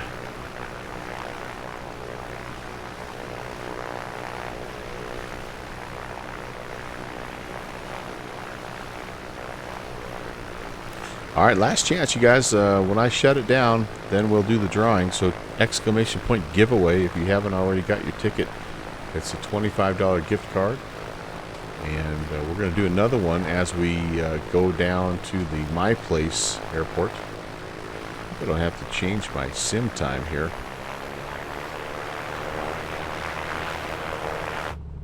Alright, so here's, looks like this is our FBO. Very nice. Yeah. The Capital Jet Center. Very cool. Very cool. Nicely modeled. Alright, let's get parked here. I am going to do a shutdown. And, actually, maybe I won't do a shutdown. I'm going to lean. We'll go idle Thanks here. for Oh, Mark! Hey, subscribing. what's going on, Mark? And you are in 38 months, dude. That's incredible. Thank you so very much, you guys. Alright, well, here we are. We are parked in, sitting in front of the Jet Center. Let's do this giveaway. Best of luck to you again. I'll get a hold of you. And if you're not here, you don't have to be present to win, but we're going to go ahead and draw this guy. And, how do I do it? How do I do it? How do I do it? Where are we? Giveaway. There we go. Okay, closing the giveaway. And we're going to draw... Don't forget the dogs. That's right. I will check on them. Thank you for the reminder. All right, pick the winner. 1, 2, 3. It is Resolated. All right, Resolated. I will reach out to you, and we will. I'll message you back and forth, and we'll make sure that you get your gift card. Sweet. All right, rigged. That's right. Okay, I'm gonna reset, and we will. I will open the giveaway here for the next leg. Our next leg is from Jaeger up to My Place. So you can get your ticket right now. And that way you don't have to watch me wander around lost for an hour and a half. But yeah, we're going to try to make ourselves up to My Place here before it gets too dark. But before I do that, I do need to stretch. I'll be right back. Give me just 1 second. And we'll get going.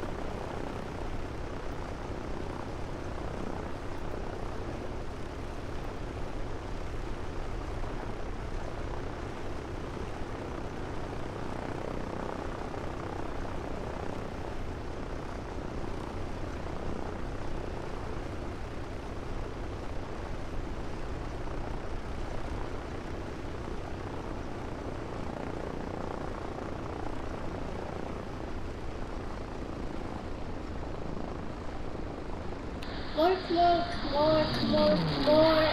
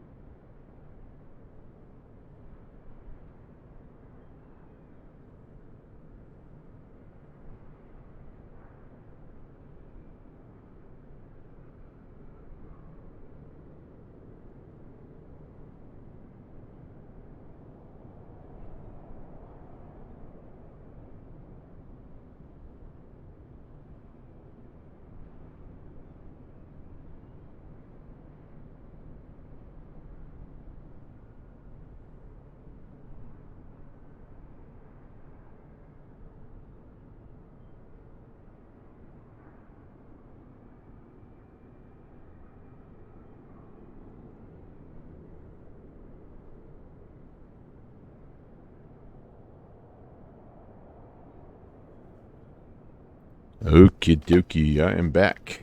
I am back. Resolated, congratulations again. So the only thing that I feel like I'm making up a rule after the fact, but I guess the only thing I'd say is I'm hoping to be able to give away 2 different winners tonight. So Resolated, I will get with you though and make sure that we figure out what we're going to give you. And anyway, yeah, let's start our flight.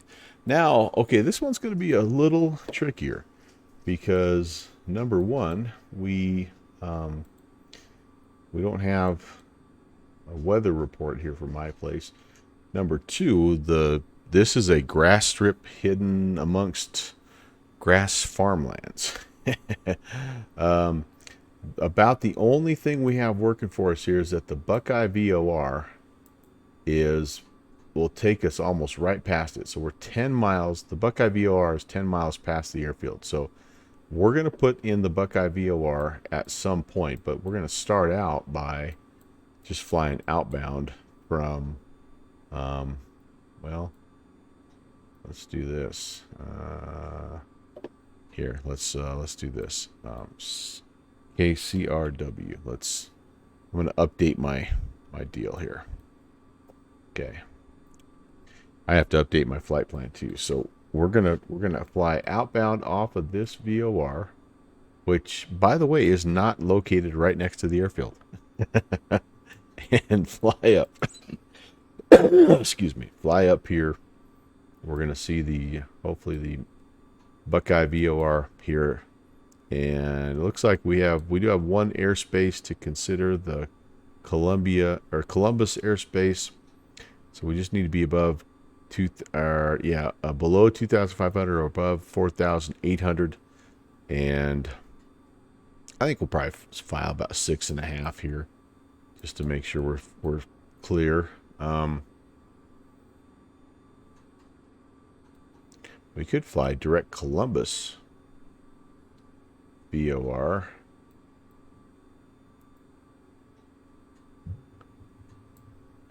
I wonder, maybe it would be better for us to do that. And then we can don't have to fly to that guy. Shusey, you are in. If I did that, then that would be 30 miles due north. That might not be a horrible way. I don't really have a good plan for finding this, other than it looks like we've got like a little town with a little muni here. We've got a couple of towns with a little muni right here. We obviously have the Marion Airport here. So maybe if we went here at 6,500, overflew this guy, flew outbound 29 miles on a 003 heading, that should put us pretty doggone close. I think we're going to do that. I think that looks good. Columbus doesn't have a VOR. Oh, it's an APE north of Columbus. Okay. So maybe that's not the best plan then, is it?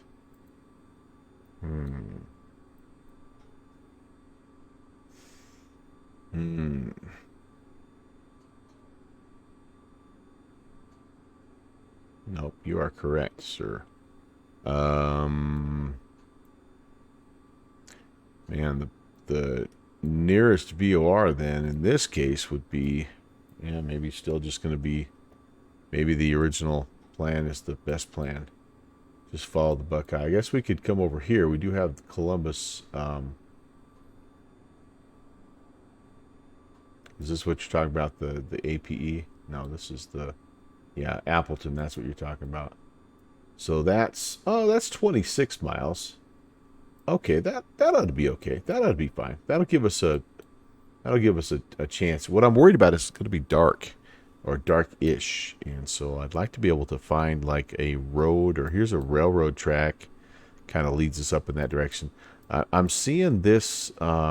This is a pretty major 2-lane divided highway also that we cross before we get there. Oh boy, there's the reservoirs up here as well, but there's just nothing that's great right here. Like, aim for that mountain or whatever. I don't know. We better get going. That's all I know. It's getting dark, so we better get going. Oh, did my plane poop out on me? Oh no. What happened? What happened? Not good. Not good. Hope she restarts.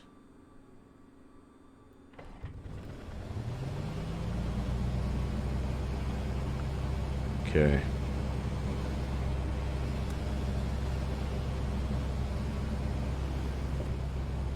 It's a danger of leaving the aircraft to go take a bathroom break.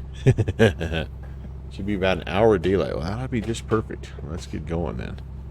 Let's buzz out to runway 5. Let's get ourselves airborne.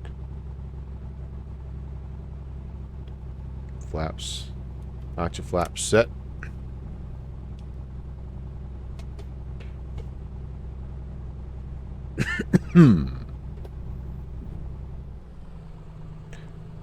And yeah, it may be tricky. Although I tell you what, we'll be right in the window. The window for the event starts in a half an hour as far as the arrival window. And honestly, oh, I'm across the grass. Oh goodness. Whoa, holy moly.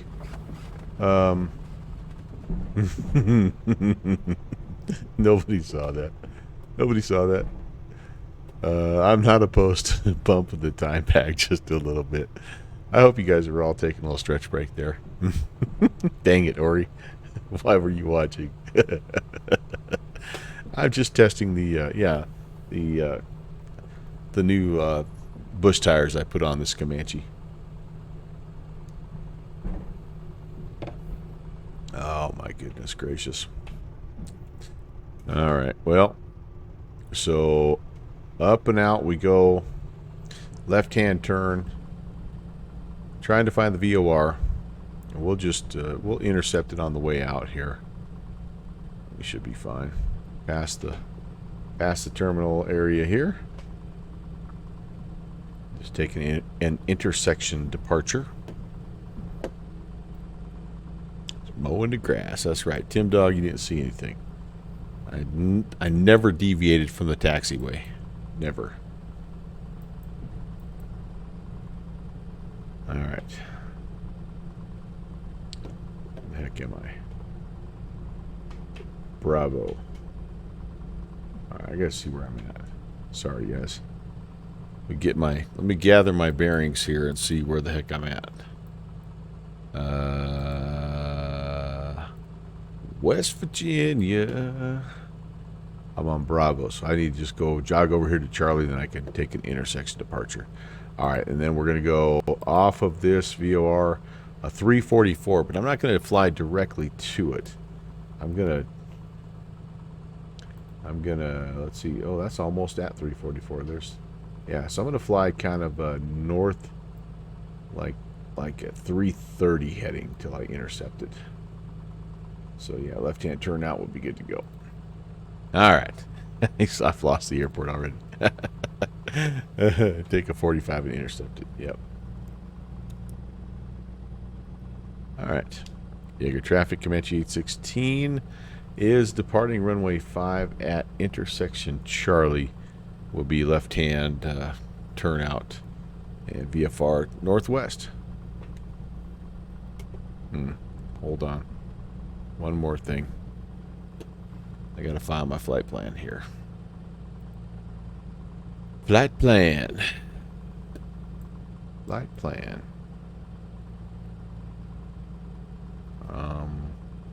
3 Oscar Hotel 7. Departing at 22, let's see, 35. Hour 6,500. Northwest. File. Okay, let's roll. I'm going to definitely not be flying economy. I'm going to be flying for speed here. I think I'm going to be fighting. Oh, you hear my engine chugging a little bit? I must have fouled the plugs. Dang it. This could be interesting.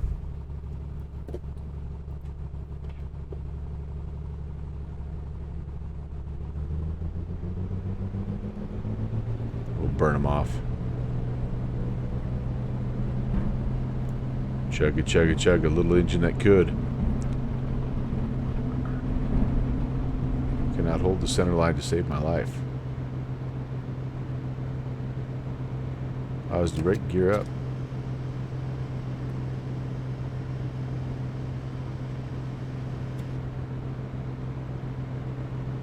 I'm not making diddly squat for manifold pressure right now.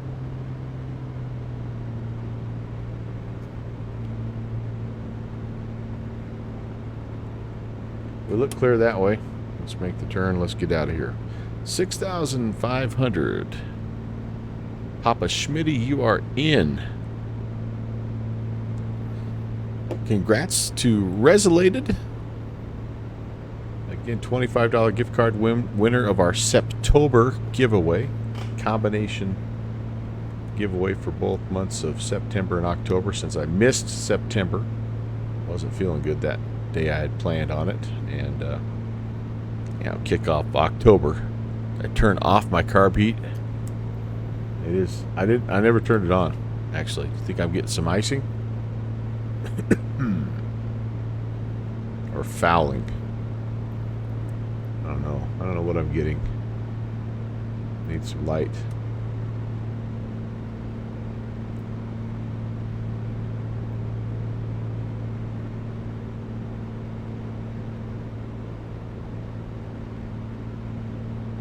There we go. I do like the night lighting on this plane. It's cool. There, that should be a good. That should be a good intercept course. Somewhere in that range, about 320-ish. I think. I have a long way to go on this much daylight. You think? Should I bump it back a little bit? How about like 5:30? What do you say about that? Would that work? I think you're right, Kevin. I think you're right.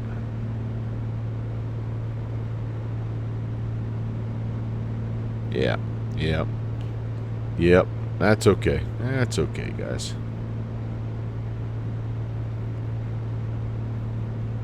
All right, onward and upward. Again, we're gonna run it pretty rich on this leg here, just to try to make our time. I'm not really worried about getting there fast, other than I just want to finish in the event window, because I want to be there with all the other guys that are landing too. So that's what I'm shooting for.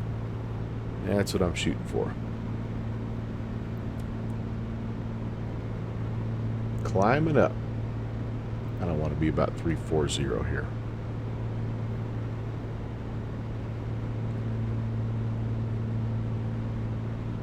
Well, and I also need to be, I've got my Wyoming Cowboys play at 6. I need to be done in an hour and a half. Watch that game. You know, big plans, right? Big plans on a Saturday night.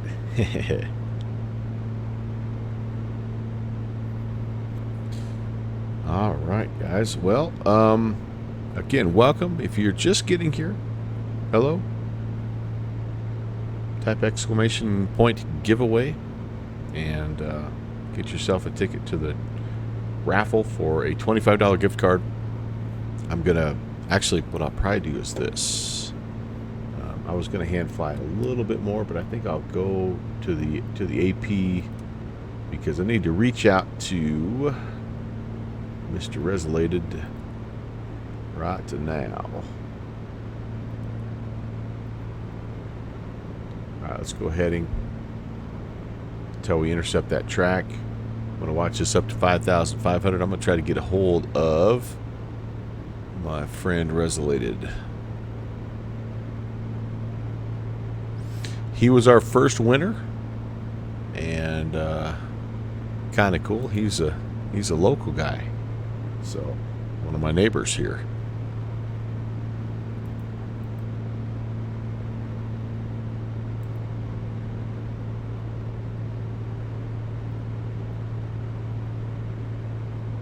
Yeah, not too many of us from the great state of Wyoming. It's nice to meet another fellow cowboy He might be getting ready to watch the game himself. All right, can I?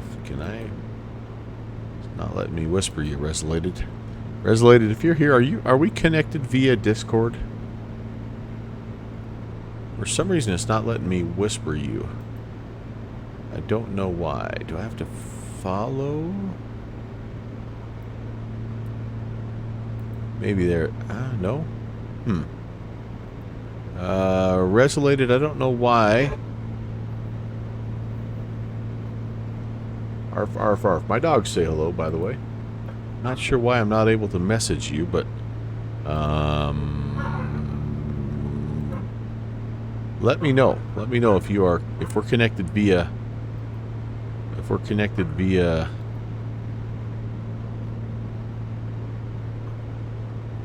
I just sent you something. Disregard the guest star invitation. I'm just trying to whisper you. Anyway, let me know, and we'll get connected, and I'll get you that gift card coming your way here soon. Tim Dog just looked up the airport, the My Place airport. Yeah, that's part of why I think that we were doing this event is because of that.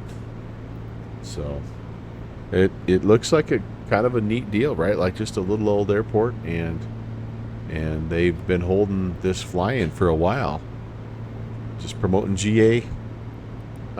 Just promoting GA flight in general. 6.5 I'm seeing right there. I know you're supposed to trim this plane out before you engage the autopilot, or else it'll yell at you, but yeah. Cody, did you give her heck? Yeah, see, there we go. Trim down. Yeah, that's right. Trim down. We'll trim down. Trim it down. Trim it down. Hey, Jet. Hey, buddy. Trim. Now trim up. Okay, trim up. It'll be out of trim because as you gain airspeed, obviously you get lift and you need to adjust your trim and all that stuff. So it's pretty cool that that's simulated, and we're just on the edge of not being VFR legal right now, aren't we?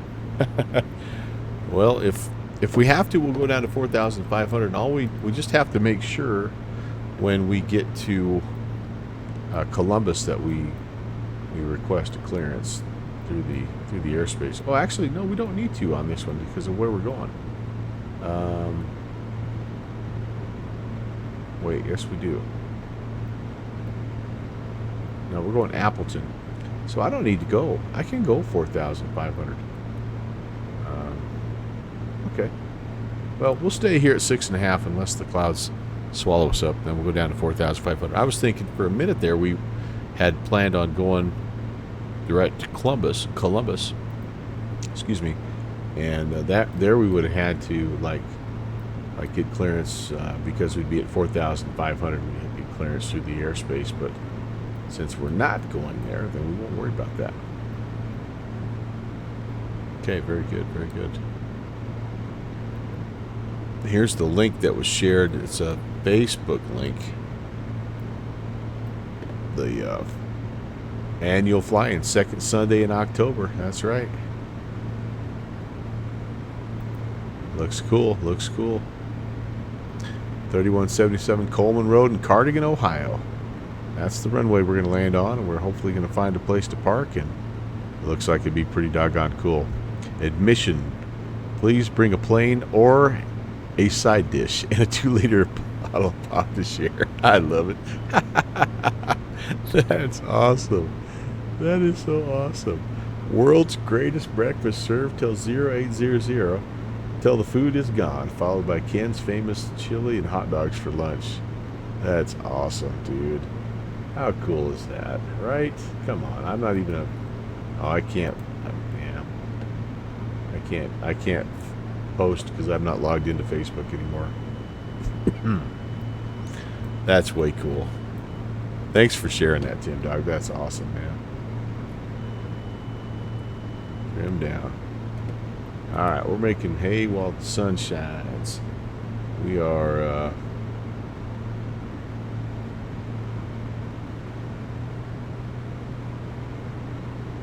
24 and 24.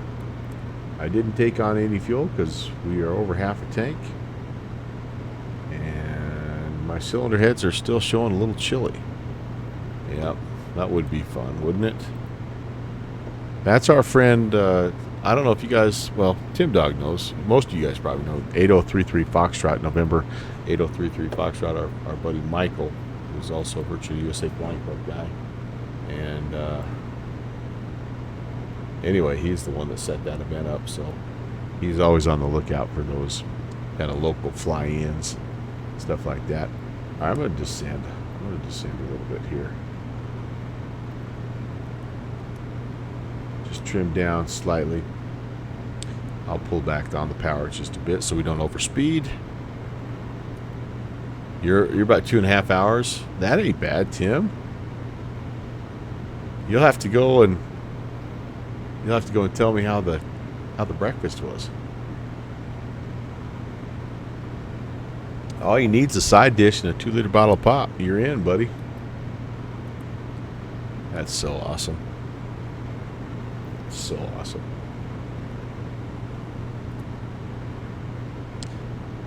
Yeah. Understood.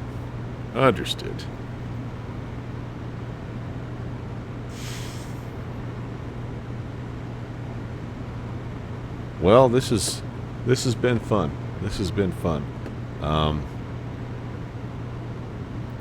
So let's see. I didn't even see how we did here. How was our first landing? 0.9 or 5. And what was my speed? 66. Speed was a little slow. I was looking for 80. Look at me wandering around lost. Once I found it, we were okay. I'll take that. That was a decent landing. I'll take that.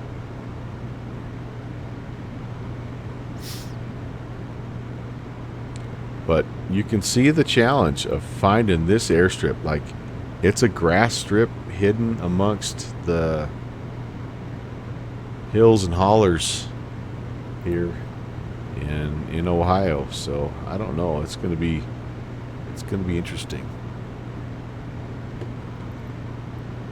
All right, we're 15 miles north of. Oh, and I just blew right through the VOR. Shoot. All right, well, let's head back north.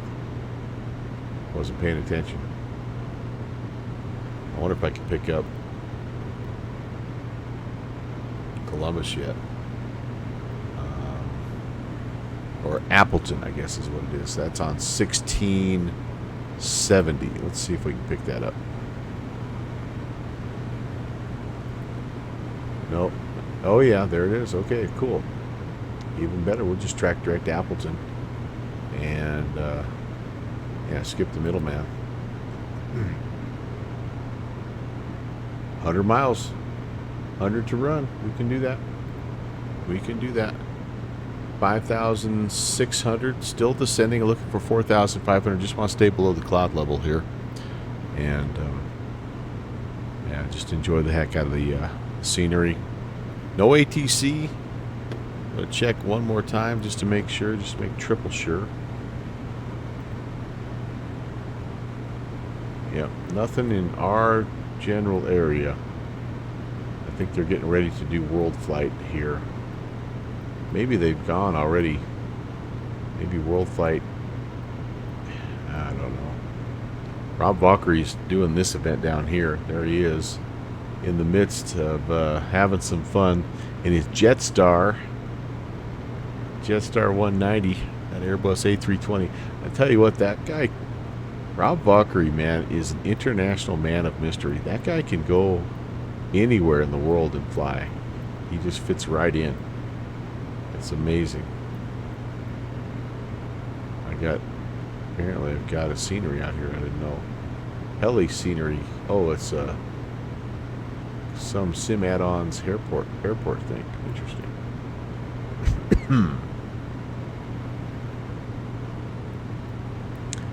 Yeah, really excited. By the way, Smitty, just so you know, I've got the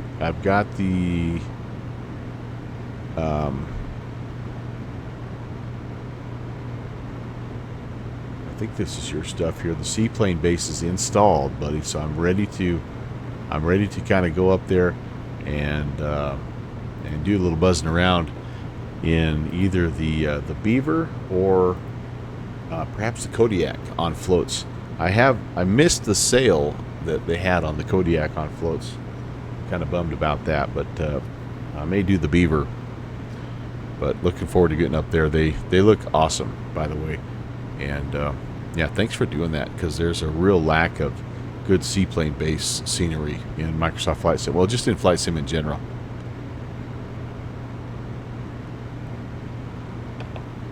So I appreciate you working on that.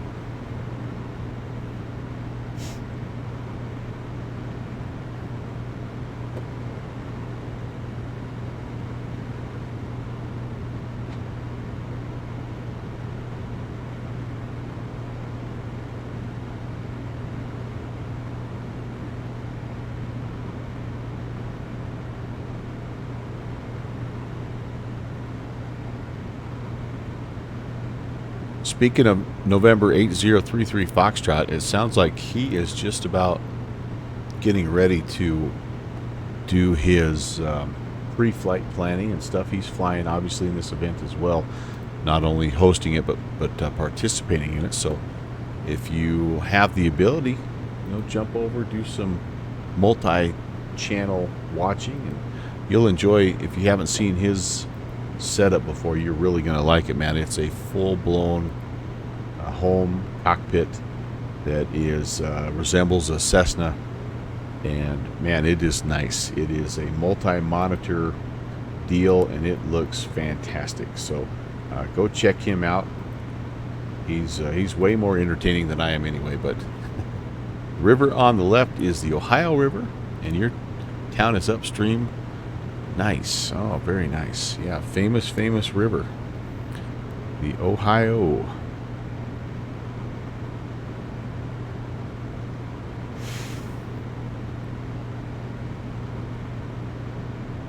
I'm guessing that there's not a whole lot. That looks like maybe a little landing strip over there. There's probably not a lot of public land in these parts anymore, right, Tim Dog? Like, it's pretty well bought up and owned by somebody. Hey, Malcolm, what's up? Oh, you are doing the world flight there from Canada down to Reagan. Awesome. Yeah, and Toronto Center's online. Very cool. Life's been good, busy but good.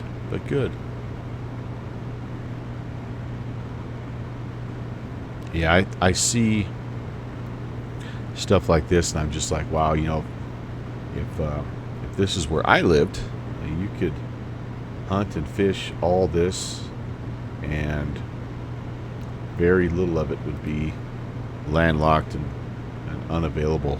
So yeah, you got real girl problems too. Well, I wish I could tell you that gets better as you get older, Malcolm, but it just doesn't, man. You just gotta roll with the punches and treat her like a princess, and you'll be all right.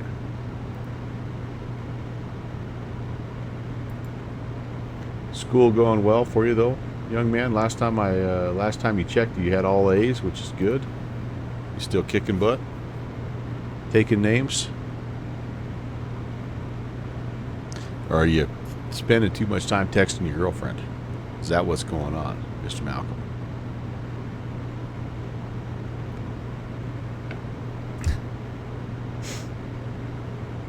Ooh, we got some towers, some stacks coming up here. A little nuclear power action. Very nice, very nice. You're in a talking stage. All right. Get to know them first, right? Get to know them first. That's always important. Take it nice and slow.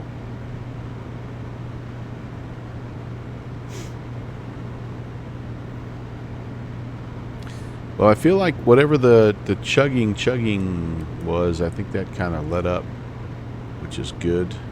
Again, we're pretty well full rich at this point. Not worried about saving fuel per se, and just trying to make a little hay There's another airfield for sure. Okay, cool. Alright, I need to start looking at where we are here, boys and girls. So we are up the Ohio River. This could potentially be Mason County. Looks like a little single. There's some stacks, yeah. I bet that's Mason County. Good. Runway, I couldn't tell the orientation there, but that's kind of good to have a rough idea of where you're at. Hopefully we won't get too lost. I'm around Point Pleasant and Gallipoli. Phone was blowing up 30 to 50 calls in 2 hours. Is this from the same young lady or what? You don't want that, man.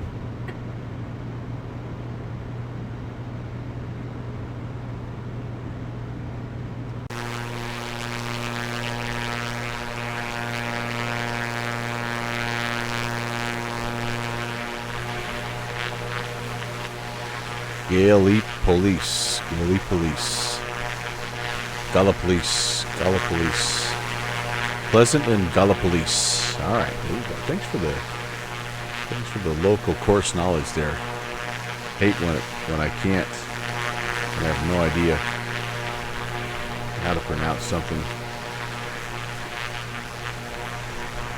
I kind of want a shot of that. It's better than that shot, I think. Let's do this. It's little smokestack, little Ohio action. Are you in Ohio yet? On the Ohio River. Driven through there. Asking you where you were. Oh boy. Mix of her, guys calling you from football game, telling me she's making out with half the team and your mom. Yeah. Yeah, sounds like it might be time to let that one go, my friend. Let that one go. Just crossed into Ohio. All right, very good. Very good. Ooh, we get some more low clouds here. Can I go down to 2,500 and stay legal? Let's see here. I just crossed here. Let's take a look. 1,008, 19, 17, 18, 22. So I go down 2,500. I think I'll go ahead and do that.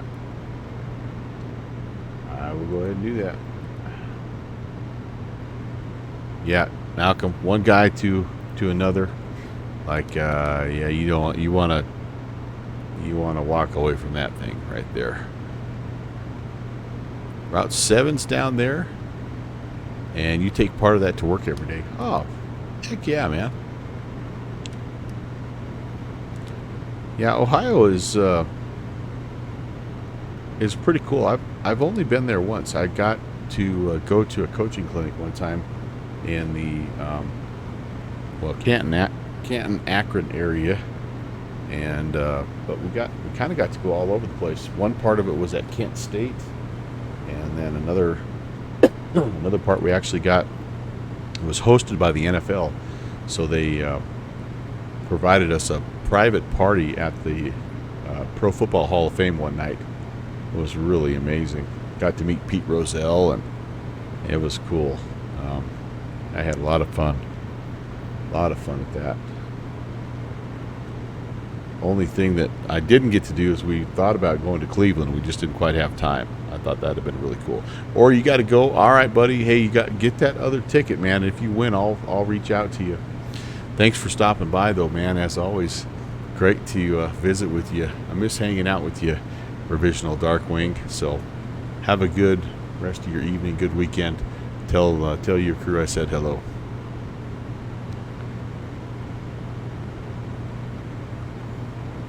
Skull, my friend. Yeah, I'm sure it's different now because it's been probably 15 years or so since I've been. Got a little rainbow action here. Oh, look at that. Wow. Ooh, it looked like a full, almost like a sundog. Oh, hey, how about that? But anyway, it was definitely like to go, even if you had to go at regular times and pay for it. Like, it's worth it. If you're a football guy, it's definitely worth it.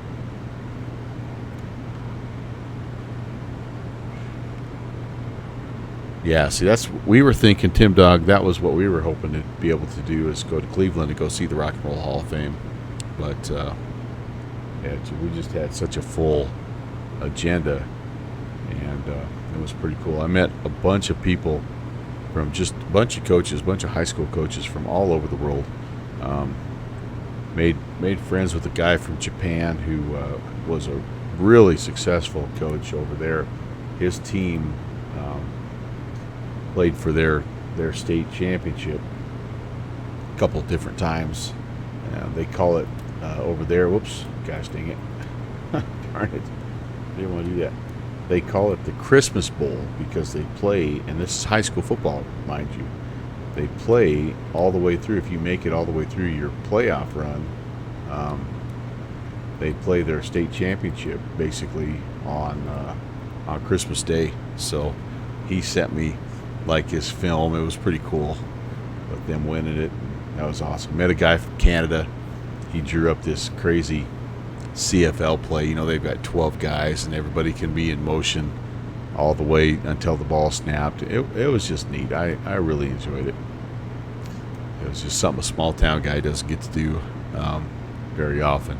You're more into the college football, yeah. Hey, how did the Red River rivalry game end up? I was watching that as I was getting set up. Let's see what we got here. How did it end up?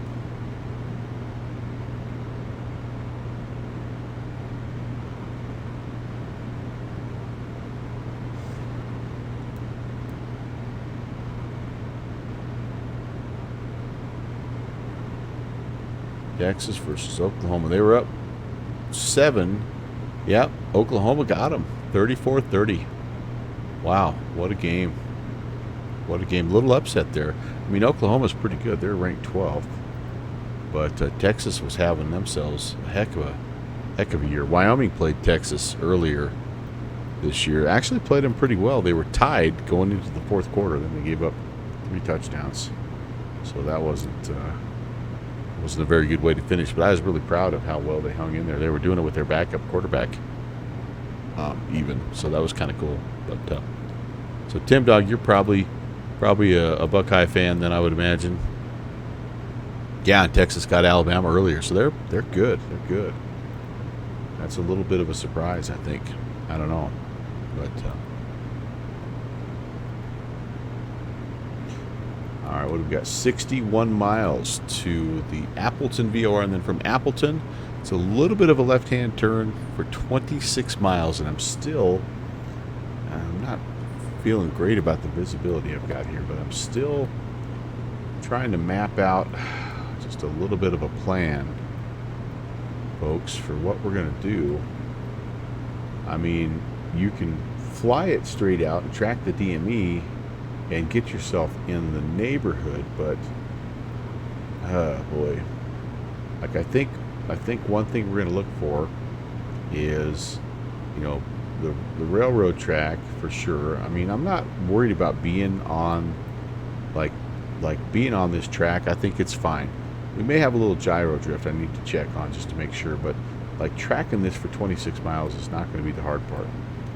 Finding this strip in amongst all of the rest of the countryside is what I'm worried about. So there is a town here, Cardigan. There's a reservoir to the other side. I'm going to cross a divided highway, probably about 3 or 4 miles before I get to that. I'm going to cross another railroad track. See, there's this highway here. Maybe this is Highway 42. Maybe this highway is what I need to be looking for. So I got a railroad track and I've got highway. By the time I get to the highway, like I should be seeing where I'm going. It looks like it's runway 6 and runway 24, and Lord only knows what approach we're going to be using. Apparently the runway 24 is the trickier one because there is There's a bunch of trees at the end. Runway 6 is the one that we mentioned in the briefing. So if you're landing on runway 6, you kind of come back this way. There's a little what they call it, stack sawmill. There's a little sawmill on final. So this is what I'm seeing here. So this is the runway. Wait a second. This is runway.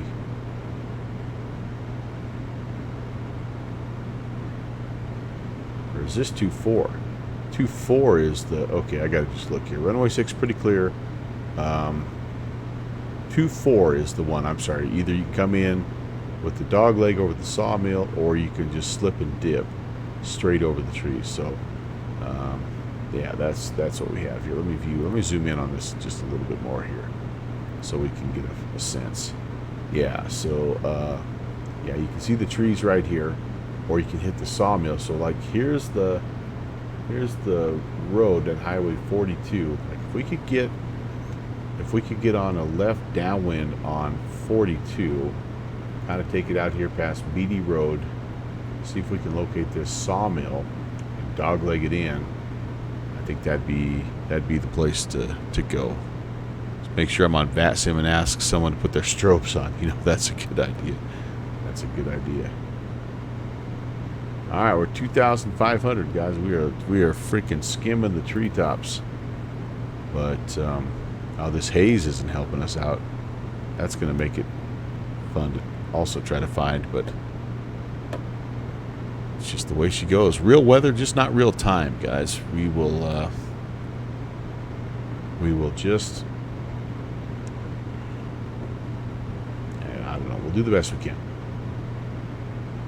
I'm very nervous, given the fact that we had a hard time finding an international airport. Now we're trying to find a little grass strip that's 600 feet. No, Malcolm, no. Not if that's gonna happen, my man. And you're in the giveaway, buddy.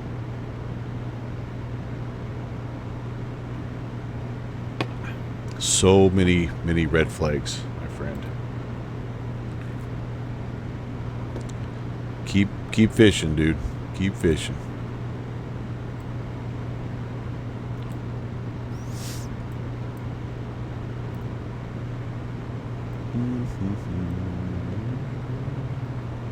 It's 100 degrees. Oh, jeez. That's not good. Coming home from our game last night, at one point it was 37 out. In fact, one of the things I did today was blow out my sprinklers, because the hard freeze is coming.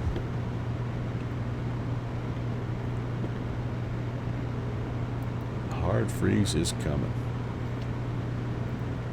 Okay, my place, zoom back out here, zoom to fit.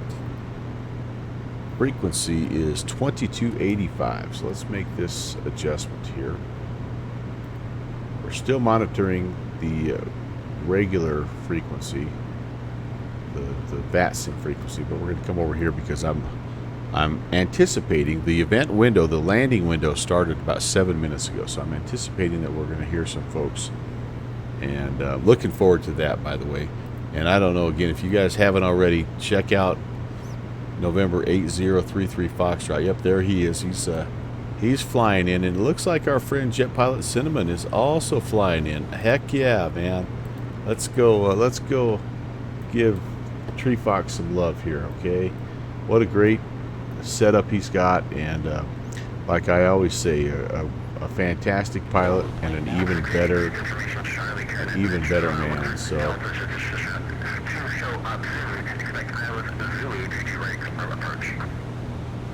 can we have Charlie expect ILS 22 Zulu Delta 683? Negative ILS 22 right Zulu. Correction, expect ILS 22 right Delta 683. I wonder if he's on Pilot Edge. Or do we have some ATC I don't know Thanks about? for flying in today. Hope you're doing well. And Oh, we've got- chili dogs are outstanding. We've got Columbus, sorry, Center or Indy Center on. Sorry.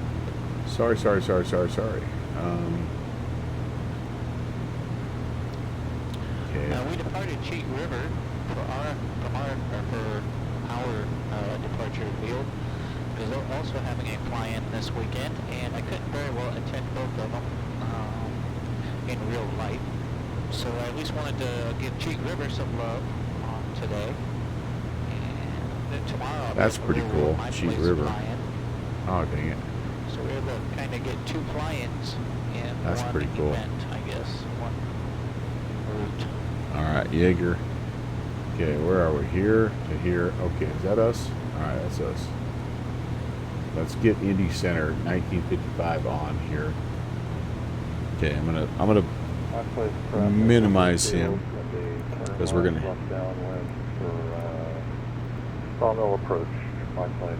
Oh, there we go. We got a little bit of local traffic. That's cool. That's working. Sorry, I got stuff happening here. I'm not ignoring you, I promise. Indy Center's on 1955, so I wanna make sure we're also monitoring that.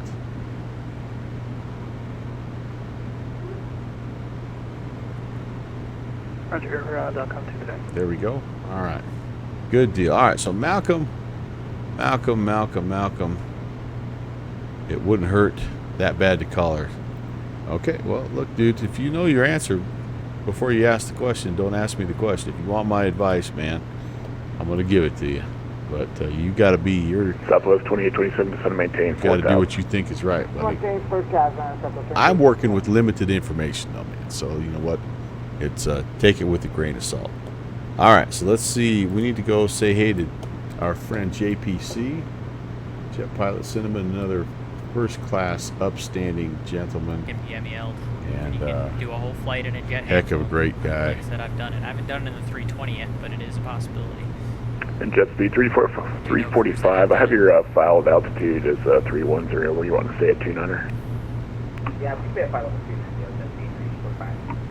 Jet speed 345. Roger. Maintain 539er. Or correction 29er, sir. Maintain 502.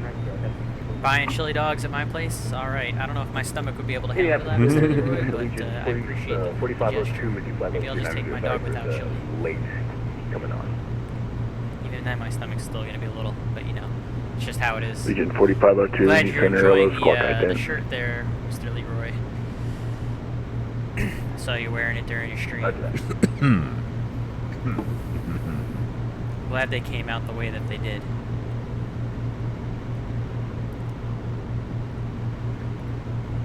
All right. Anyway, 2 guys, if you're not already, radar contact 15 miles not already southwest of the following Brickyard VOR Pub 39er. go give him a follow. Go check him out on the Twitch, and well worth it. All right, let me get back to business here. Sorry, I'm missing chat. I know. Nope, I didn't miss anything. Okay, good deal. So 33 miles to Appleton, and then again, I'm just kind of going back through 328 outbound. 328 outbound.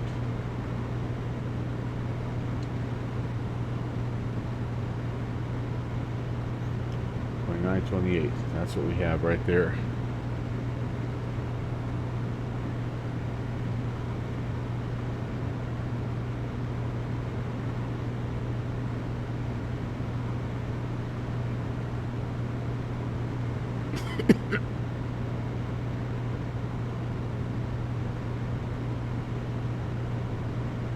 Indy Center, hello, United 2448, 36,000, about 13.3 northeast of Frankfurt VOR.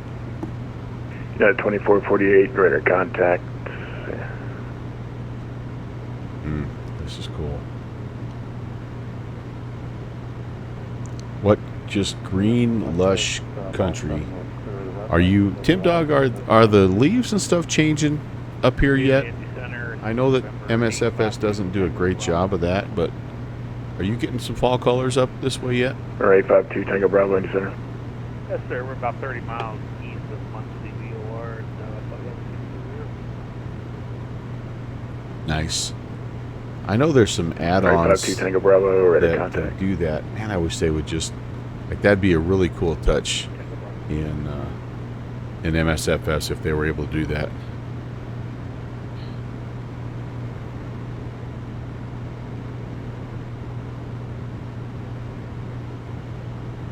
Southwest 2827. Traffic, you're 9 o'clock, about 3 miles southwestbound VFR, type and altitude unknown. We have the traffic inside, 2827. Southwest 2827, roger. Turn left heading 320, vectors ILS 23 right. Left 320, Southwest 2827.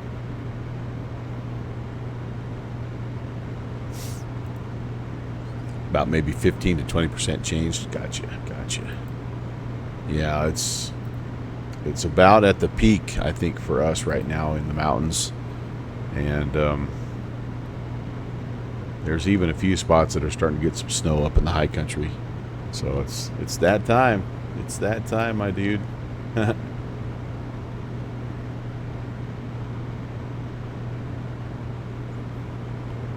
right, I'm just trying to make sure I've got everything set up here for what I need in terms No, 852 Tango Bravo, excuse squawk. me, in terms of this particular event. All right, 852 Tango Bravo, squawk 65, or correction 6751. All right, good deal. 6751.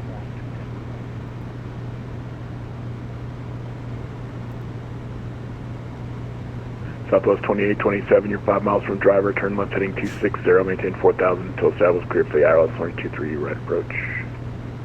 Left I even have some 220, backseat views I forgot about. Clear left 50 right, Southwest 2827.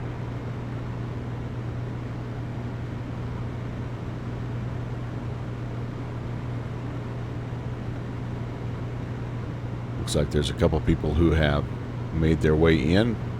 Mike Stein went Buffalo in the SR-20. Cool. Stephen Hayes took the Skyhawk from Charlie Lima Mike 2. Ah, very nice. And another one of our Virtual USA Flying Clubbers, Charles Berry, took the M7 from KMFD. Aha. Very nice.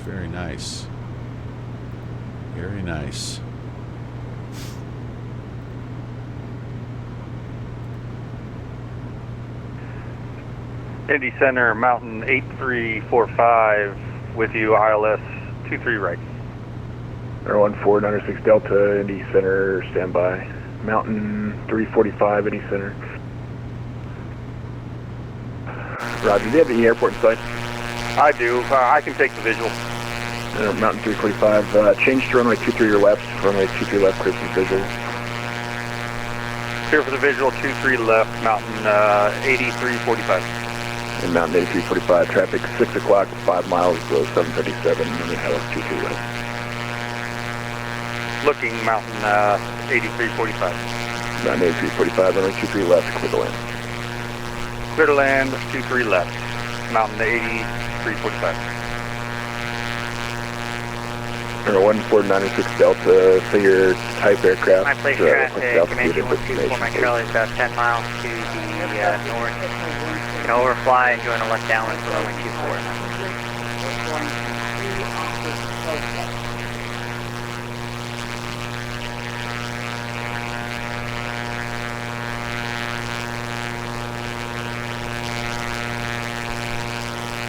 Indianapolis Center, good afternoon, November 14, my firm America type, Cup 5,500 feet, and the 6 o'clock from Moraine, cyclone. 01496 Delta, squawk 62, or correction 67 at 260, Columbus altimeter 299.8.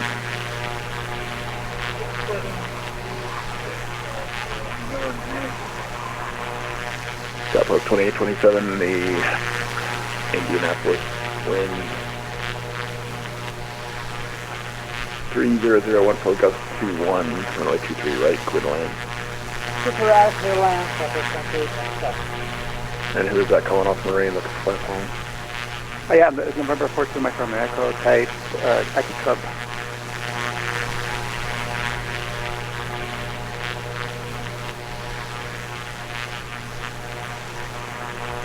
Number 42 Mike Romeo Echo. What's your destination and requested altitude? Requested altitude 5,500. I'm there and going to the fly-in at my place. Do you have an identifier for that? I do. One second.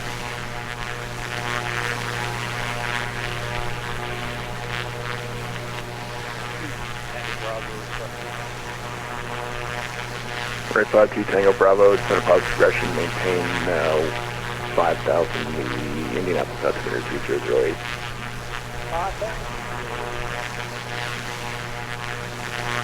Center, November 42 Micro Echo, the field is 3 Oscar Hotel 7.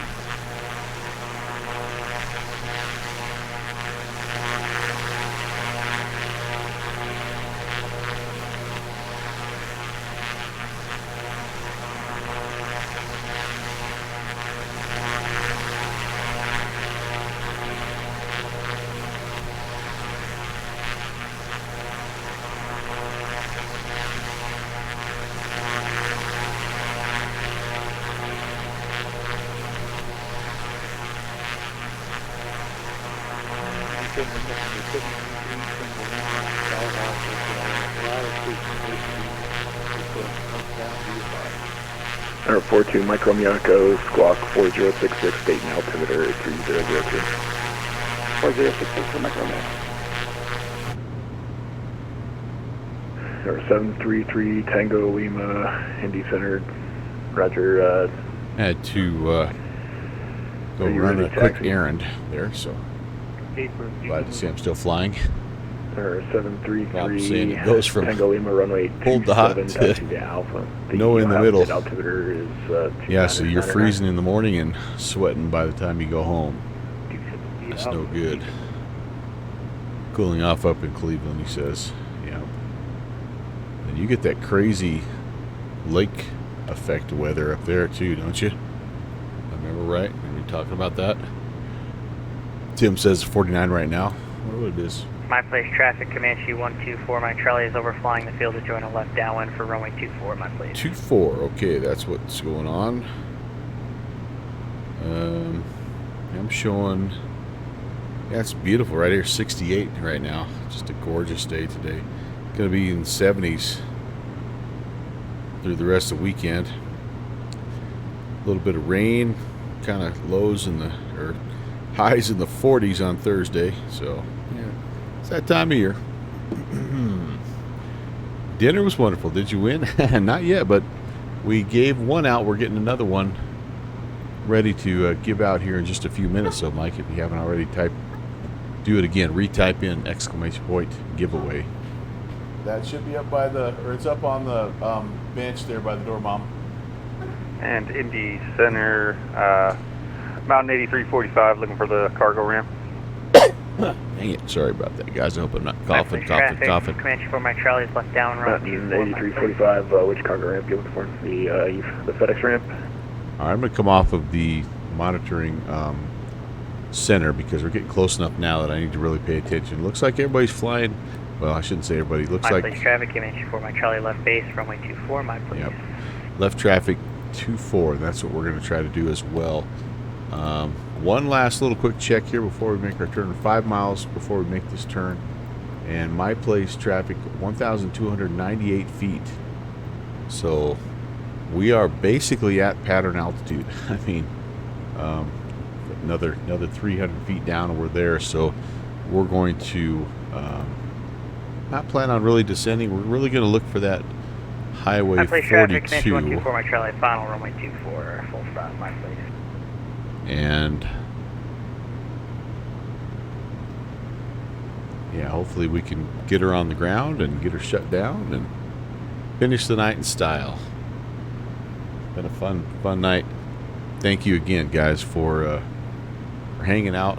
Thanks for the support of the channel and helping me grow the channel as well. Your generosity is continues to boggle my mind, but I do appreciate it. I want you guys all to know that. Do not take it for granted, and so thank you very much.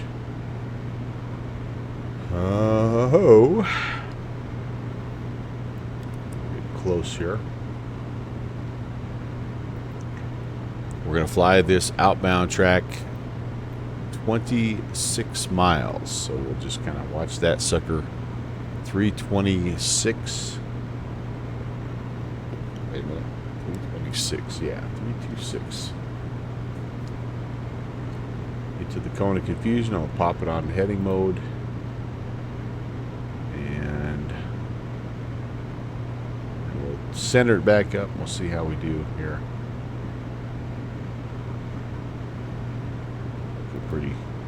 Looking pretty confused, I would say. So there's heading mode. Let's bring it over 326. Which is about right there. Oh, you know what I forgot to do? I forgot to check the gyro drift here. 3, 10, 20, 10, 20. My place traffic, Comanche 124, my Charlie is clear, 5, runway 24. 6, right there. Alright, let's check our gyro drift here for just a second, make sure we're not getting too crazy. Oh, we're almost right at 030, so yeah, we have drifted a fair amount, guys, gals. That's going to be an issue.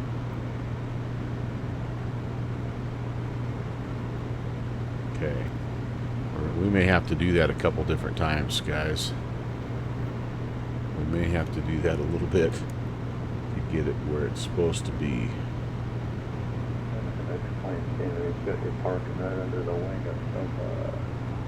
We're getting closer now. Almost 330, almost dead on 330. So yeah, we're pretty close. Okay, a little nudge here. Alright, and then in the meantime, we've turned a little too soon, so we're going to go ahead and just turn more northbound so we can intercept that outbound heading. I always forget about that because there's not very many aircraft in any sim that have that, model that, so it's important. There we go. Here comes the beam. The beam. Alright, back onto the low track. Pick that guy up, and away we go. Come on, dog. Come on, dirty dog.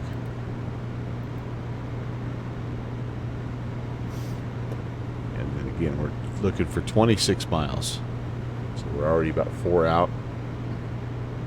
When we get to about 20, I would say, I'm going to start to slow down, think about getting configured for hopping in that left-hand downwind. And in the meantime, we're going to just try to count. We've got Chapman Airport coming up here on the right. It's a little private, probably another one of those little grass strips that you can't hardly see. White Oak Field is another one. So, like, it's tough. Like, is this an airfield or just a... Is this an airfield? Is this an airfield? There's just all kinds of these little cutouts, little clearings. And, man, it's... What a challenging place. You really got to know where you're going. No question about that. And we're not really tracking this freaking VOR worth a hoot, are we?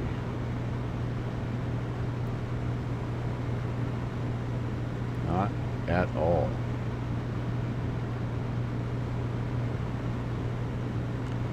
Let's,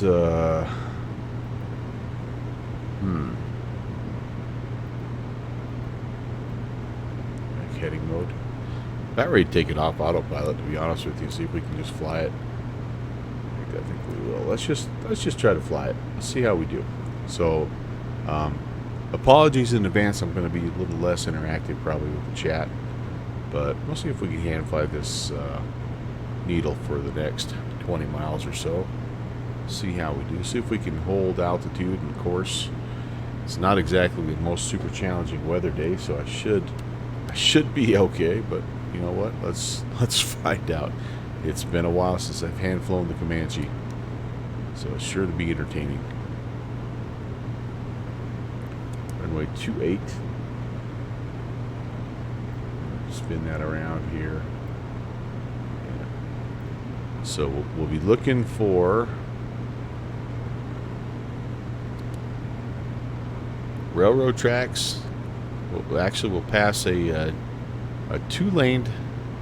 split, like four-lane highway, a divided highway here first, and then we're going to be looking for railroad tracks and that highway 42.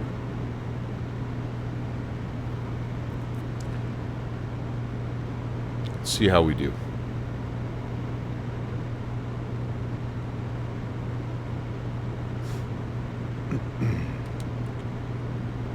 And I'm kind of curious to see if I can find the sawmill so that we can come in over the sawmill. Stuff on my glasses here.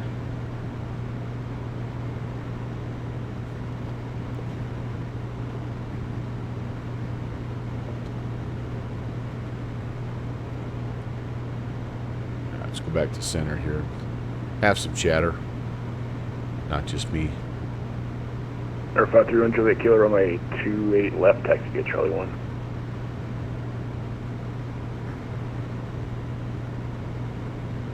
Alright, there's 12 miles, 12 of 26.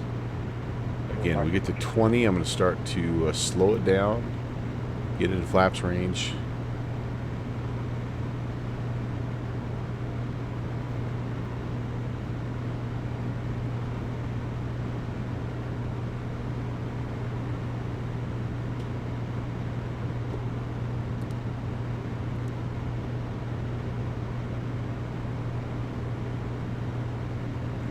And then we'll spend, what, 20 minutes looking for the field?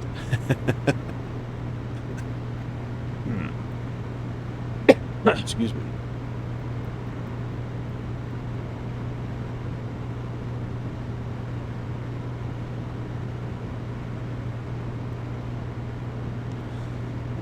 Pardon me.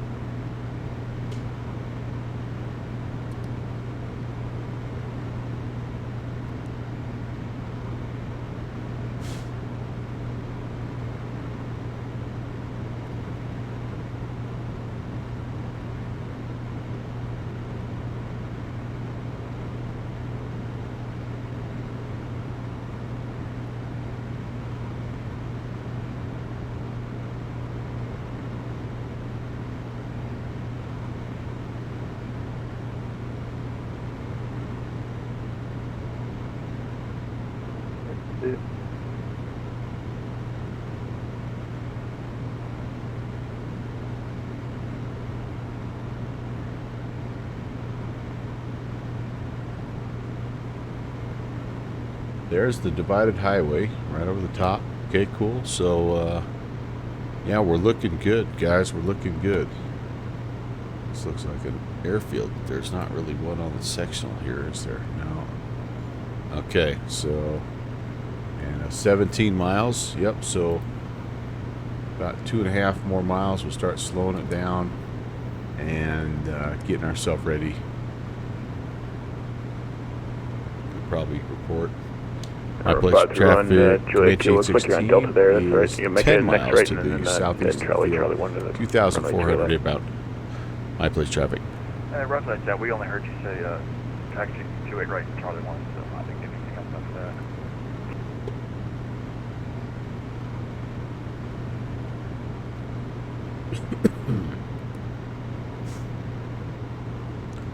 that. All right, fuel pump can come back on. Let's see, what else do we have here?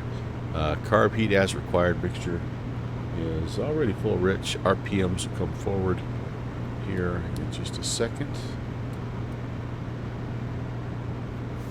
And I left my lights on pretty much the whole time just because we were so low and I wanted to be as visible as I could be, so that's not an issue. And fuel is good. Just keeping it on the main tanks here.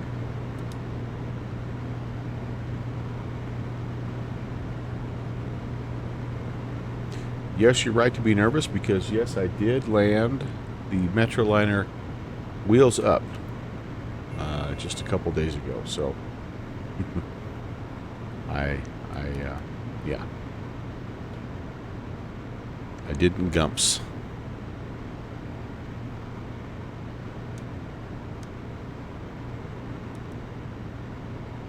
My place traffic, Comanche 816, now 5 miles southeast of the field, 2,500 inbound, my place.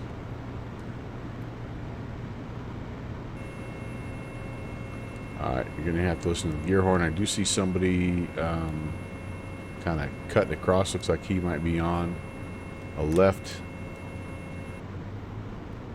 downwind.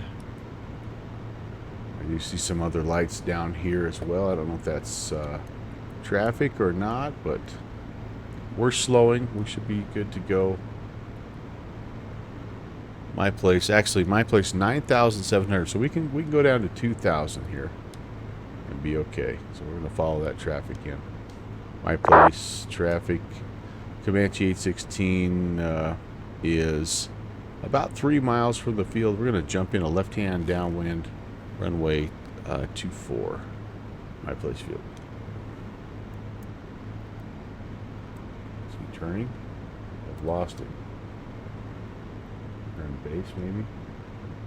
Not hearing him talk. It's concerning a little bit. Okay, well, I got to pay attention here because I need to pick up a railroad track and a Highway 24, and I'm coming up on 23. Like, I'm there. I'm freaking there. Alright, where am I? My place traffic, Comanche 816 is left base 24. My place traffic. I think this is our road right here. No. I don't know. I don't know. Coming around, looking at the map. Just My place traffic, Skyhawk 733 Tango Lima, southbound, about 7 miles. okay, I'm going to try to get myself on the My place downwind. traffic, Skylane 756 Golf Zulu is about 9 miles north of the field. 2,000 descending to 1,000. Planning to make the straight in runway 24 over the sawmill. We have Mr. Melvin Leroy in sight, and we're looking for the other traffic. My place. I'm glad I'm in the right spot.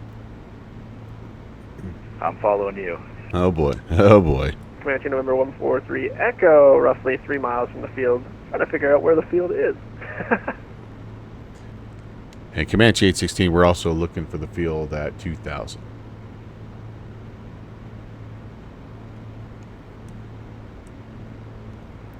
You might see me parked on it for 7 Charlie X-ray.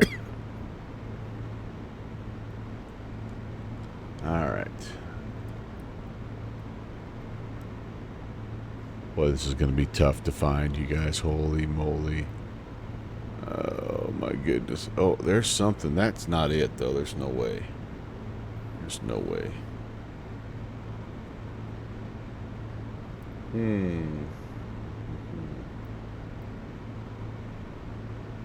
That might be Morrow County, though. Jeez, what the... This is going to be tough, you guys. Holy cow.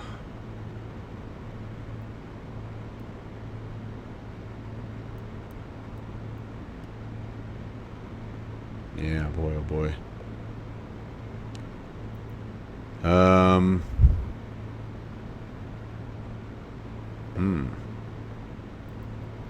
And my place traffic, Comanche 816, we're eastbound.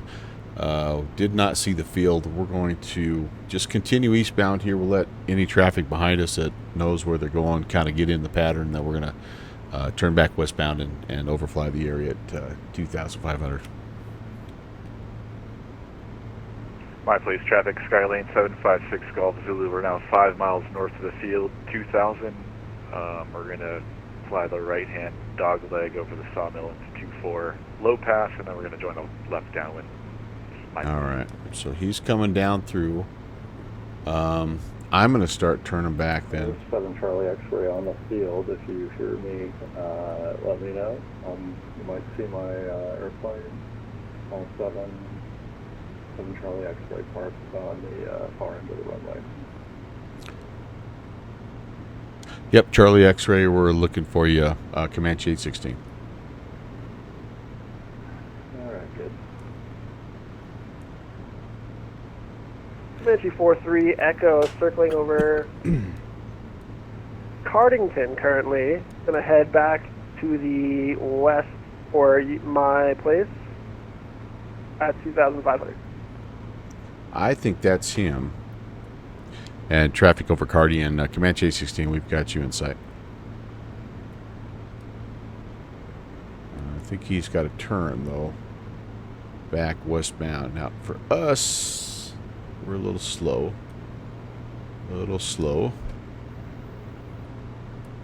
My place, traffic, Skyhawk 733, Tango Lima, downwind, runway 24. That might be Morrow County with the... Okay, if that's Morrow County, then... My place, traffic, Skylane 6 Golf Zulu is on a 2-mile right base for 24. We have the traffic on left downwind in sight. Okay. Then we're gonna turn it in here, and here's what we're looking for now. So if that's Morrow, okay, we should see Cardigan, and then this Highway 42 is what we're looking for as well. Report here. Okay. You want to come over that sawmill as low as you can be, and if you got the sawmill and the scenery, otherwise the road. You want to be at a couple hundred feet when you. So we're a ways. Sawmill, I think. If otherwise, that's the runway's too short. all right. So we've got there's. I appreciate that. I just spotted the field too late. I'm over top of the field right now. We're flying runway 24 at 2,000. Skylane 6 Golf Zulu will make left-hand traffic for 24. So that's going to be that's going to be the traffic that just called, and this is inbound traffic. This is Morrow, I think. All right, we're too high. We need to descend a bit. Neighbors don't mind low flying airplanes trying to hit that short runway. Yeah, right.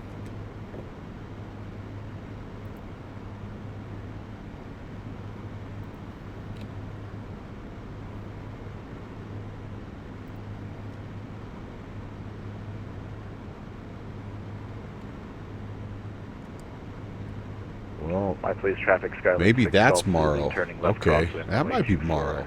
My place. So if that's Morrow, then we should be getting fairly close to the town and the highway then. Okay, which is kind of where everybody's sort of circling.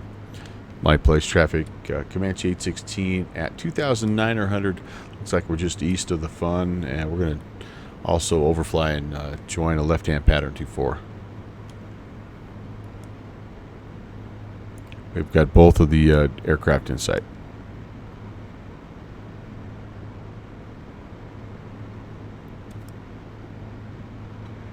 All right, might as well just put this guy all the way over to 24 then.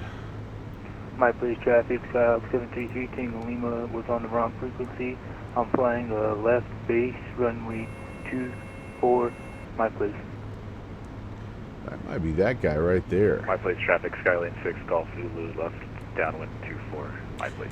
Okay, and he was coming up here. That's Tommy.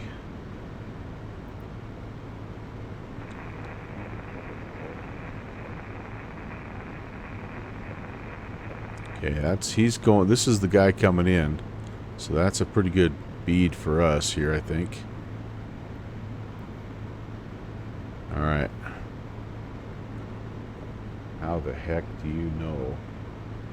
There's the highway that we should be on. I think this is Highway 42 or whatever right here. All right, that guy just ducked down in like so. My place, traffic, Skyhawk 723, Tango Lima, final, runway 24, my place. Okay. We're going to just try to... This is the town of Covington, so we got to turn a little bit here. I'm almost positive. Cardigan, sorry. Turn and follow this little highway out. My place traffic, Comanche 816. We believe we're over the town of Cardigan right now. We're going to turn to the southeast and overfly the field.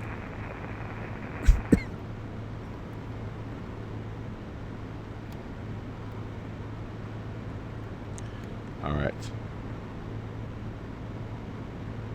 Tommy, I think I've got you inside off my my 9 o'clock. Okay, I got you inside as well. 6 Golf Zulu. Okay, rough idea of the field now. Kind of right in here. Okay. At my place traffic, Comanche 816 is going to overfly the field on the left upwind 24. We're at 2,000 feet. We see the landing traffic ahead of us. All right. There we go. There we go. That's what we're looking for. Okay. My place traffic, Skylane 6 Golf Zulu, left base 24, full stop. My place. Now, how the heck are we going to keep that in sight? My place traffic, 733 Tango Lima, is clear, runway 24, my place.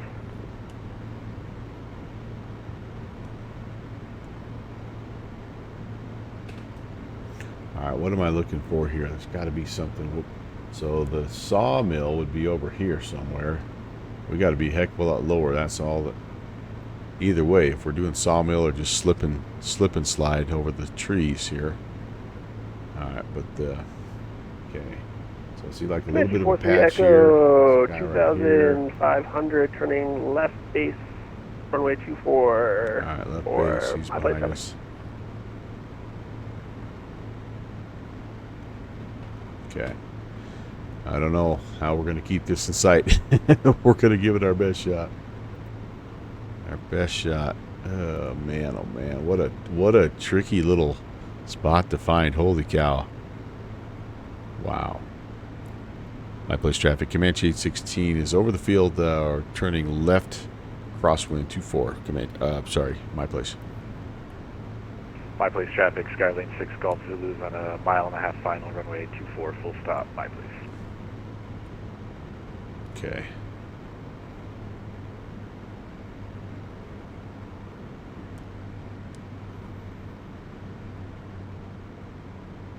There's a little bit of a creek right there that we can also find. Okay. We're gonna have to keep all that stuff in mind. I don't want to get too low, and then it becomes almost impossible to find it. My place traffic, Comanche 816, left downwind 24. My place.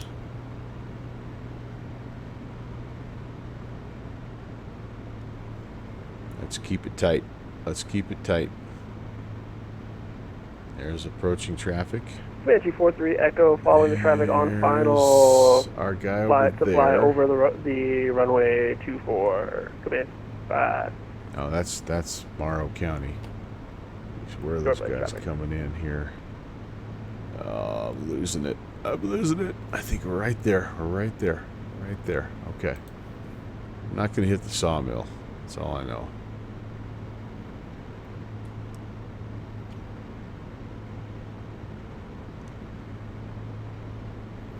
My place traffic, Comanche 816, left base 24. Alright, slow it down. Didn't fly that pattern near tight enough, so it's probably gonna be a miracle if we find this place.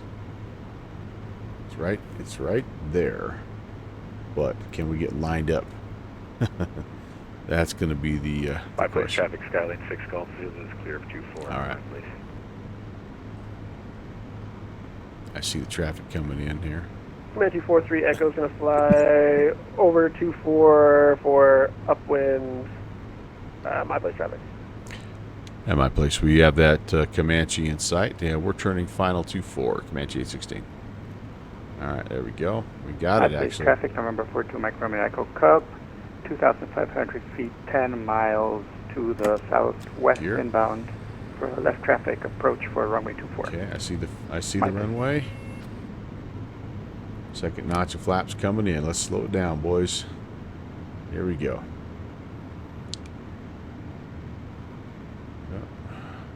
My place traffic, Comanche 816, short final 24. My place. A little bit of a crosswind here. Looks like.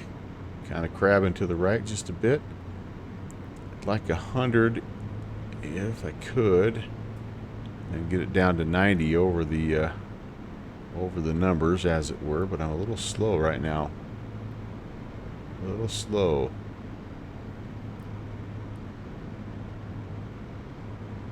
They were nice and did some tree trimming here, I think. Alright, chop the power. See if we can get it. So, the flare. Traffic, Comanche, Oh my goodness. Turning crosswind. Oh gosh. For runway 24. My place traffic. My place traffic, Comanche 816 is on the go. Whoa, that was bad. Whew, whew, whew, whew. That was bad. It was a mistimed flare. And that was ugliness. Alright, flaps up. Gear up. There we go.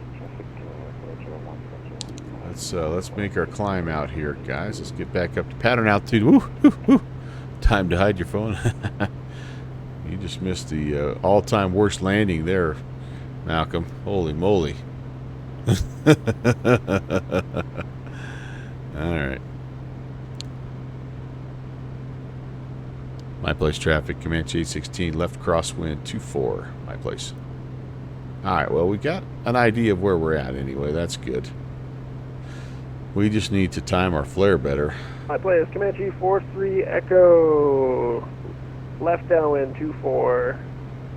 My place traffic. Yeah, there we go.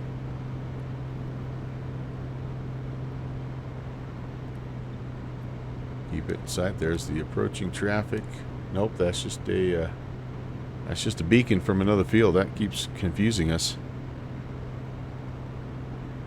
My place traffic, Comanche 816, left downwind 24. My place. Malcolm, you saw it. You didn't see anything, man. You didn't see nothing. Alright. Okay, okay. Holy cow. That was ugly. Okay, we're right over there. That's our spot. Looking for traffic. We're at 2,000. Laps range. Put the first notch in. We're just about a beam midfield. Can't hear you. My place traffic, Comanche 43 Echo, turning left base. Left base. Okay. My place traffic. He's ahead of us.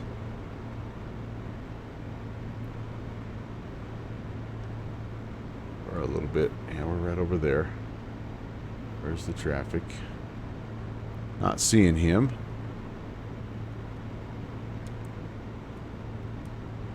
We'll wait for his call to final and then we'll turn base.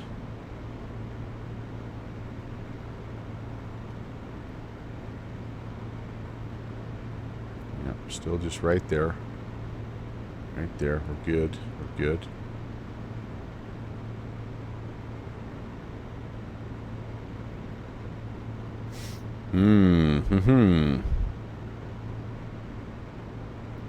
Kevin, I just saw that. Well played, my friend. Well played. My place traffic, Comanche 43 Echo, turning final. Runway 24, my place traffic. My place traffic, Comanche 816, left base 24, my place.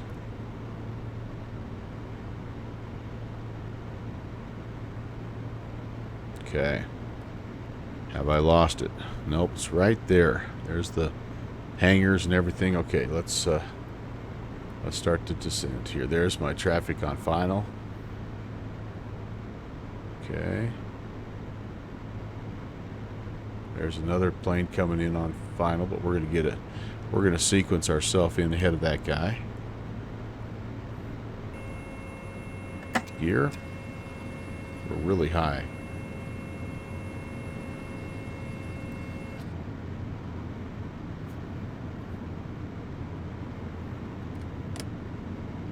My place traffic, Comanche 816, final 24. We see the arriving traffic. My place traffic, Fox, actually Cub, November, Mike Romeo Echo on downwind runway 24. Alright.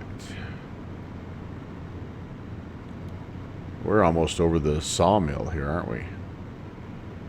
Okay.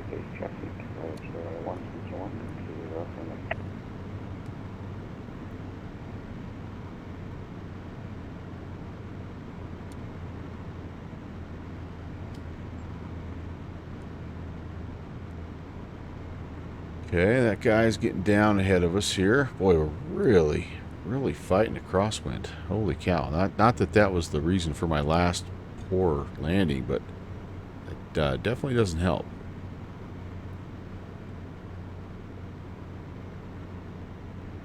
Comanche 4-3 Echoes, clear runway 24, my place traffic.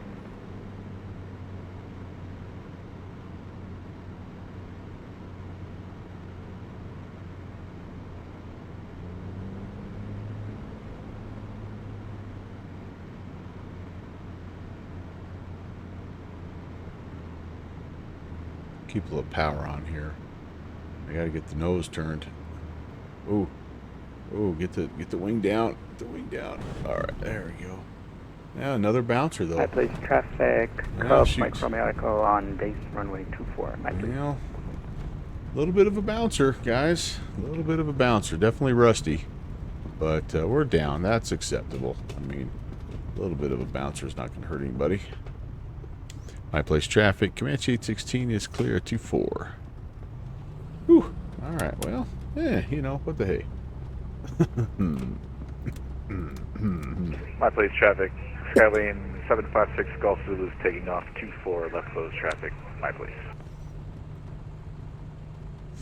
Caution the ruts I left there, Tommy.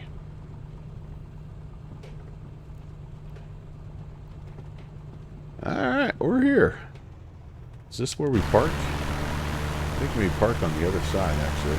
Oh, down there, maybe. Oh, there goes our friend. That flight sim dude. Cub, Mike Romeo Echo turning final runway 24. Alright, let's watch these arrivals here while we kind of get things My place traffic. Skylane 6 buttoned up. Golf Zulu turning left Actually, yeah, I crosswind need to do this 24. first. My place. Here. Am I not? Alright, there we go. That's set. Alright, unfortunately, I'm going to have to turn avionics off. Fuel pump off. And then we will mixture cut off. There we go. Prop lever back mag's coming off. Master switch is off. And yeah, let's do a real quick post-flight walkthrough here. Just make sure everything looks bueno. Got grass poking up through the through the wings there. It's all nice and tight. Not worried about that. Those are off. This is not worried about that. Not worried about that. Oh, I can't. It's hard to put the chocks on when you can't see where you're at. I'm gonna have to do this a different way. Sorry, guys. Since we got the grass here, let's crack the window. Let's do this. Parking brake tie downs are on. Pitot cover, and yeah, everything else looks good. Let's see what damage we did. I parked by you. Cool, man. Hey, did you get my message about messaging me to message you? So I need to get with you, Resolated, so I can get your gift card. All right, last call here. Exclamation point giveaway. I'm going to give out the second $25 gift card here, and just as soon as I'm done looking at the engine damage and airframe damage here, make sure you get that. That all looks good. Inspect here. Those are all decent. Engine analyzer, yeah, those are fine.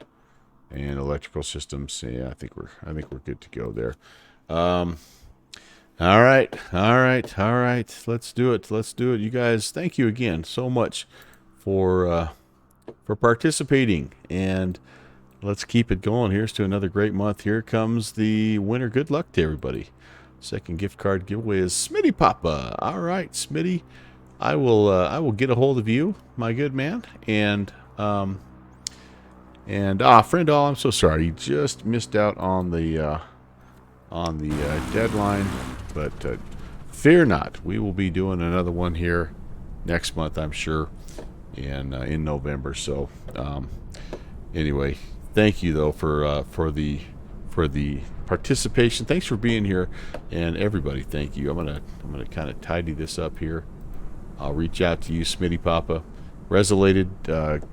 Oh, hey, hello. What happened there? What's going on here? Resolated, are you doing tricks in your airplane there? Is that you, man? Let's do this. Let me go back through here. Actually, let me meet you over at the FBO. Let's do this properly here. Just give me 1 second. I'll head over there. Thanks for watching my papa. All right, guys. Well, thanks again. Had a ton of fun. An absolute ton of fun. Mork, thank you so much. Mork17, thanks for the 38-month re-ascription. Panagon, thank you for 27 months. Rob, that's awesome, dude. Thank you. Oz Nomad, I don't think I said thank you for the follow, but I do appreciate that. Nice to have you along, Oz Nomad, if you're still here. Thank you, and looking forward to getting to know you. Maple Aviation.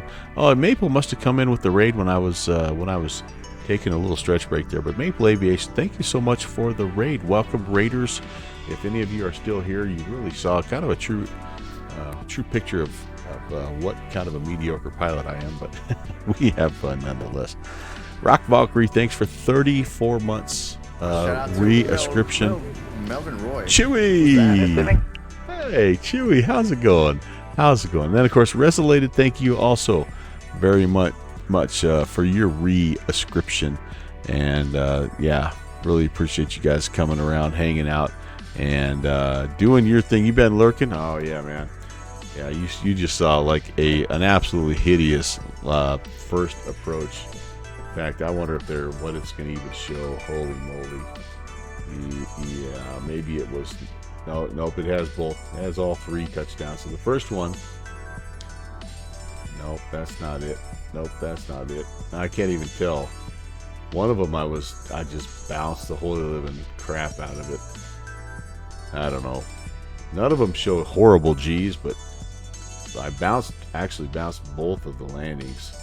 But the first one was so bad I went around and barely was able to go around. But decent patterns, whatever. The second pattern was a little bit more extended because of traffic, but what the heck. I don't even remember what I was. You saw that awesome touch and go. Yeah, that's what it was. I was working my touch and go. Chewy, them's my shoes. Friend to all. Thanks for being here. Malcolm Foxtrot. Great to hang with you. Mike Stein, Rock Valkyrie, Tim Dog. Thank you guys so very, very much. So wonderful to spend time with you. Ori Darkwind. I think he's off on his date right now. Great to again just be able to spend time. Miss hanging out with you guys, so it's nice to do this every now and again. We're gonna go do a little raid here. Let's see. Let's go. You're gonna go see somebody who actually knows what they're doing here. So we're gonna go to raid November 8033 Foxtrot, and we're gonna get that deal going. I am. That raid didn't work. Raid. What did I do wrong here? Oh, that's right. Now he's not just the letter F, but the word Fox. All right, there we go. That should work better. Yes, indeed. So you're probably already over there, but let's go raid him anyway. What the heck?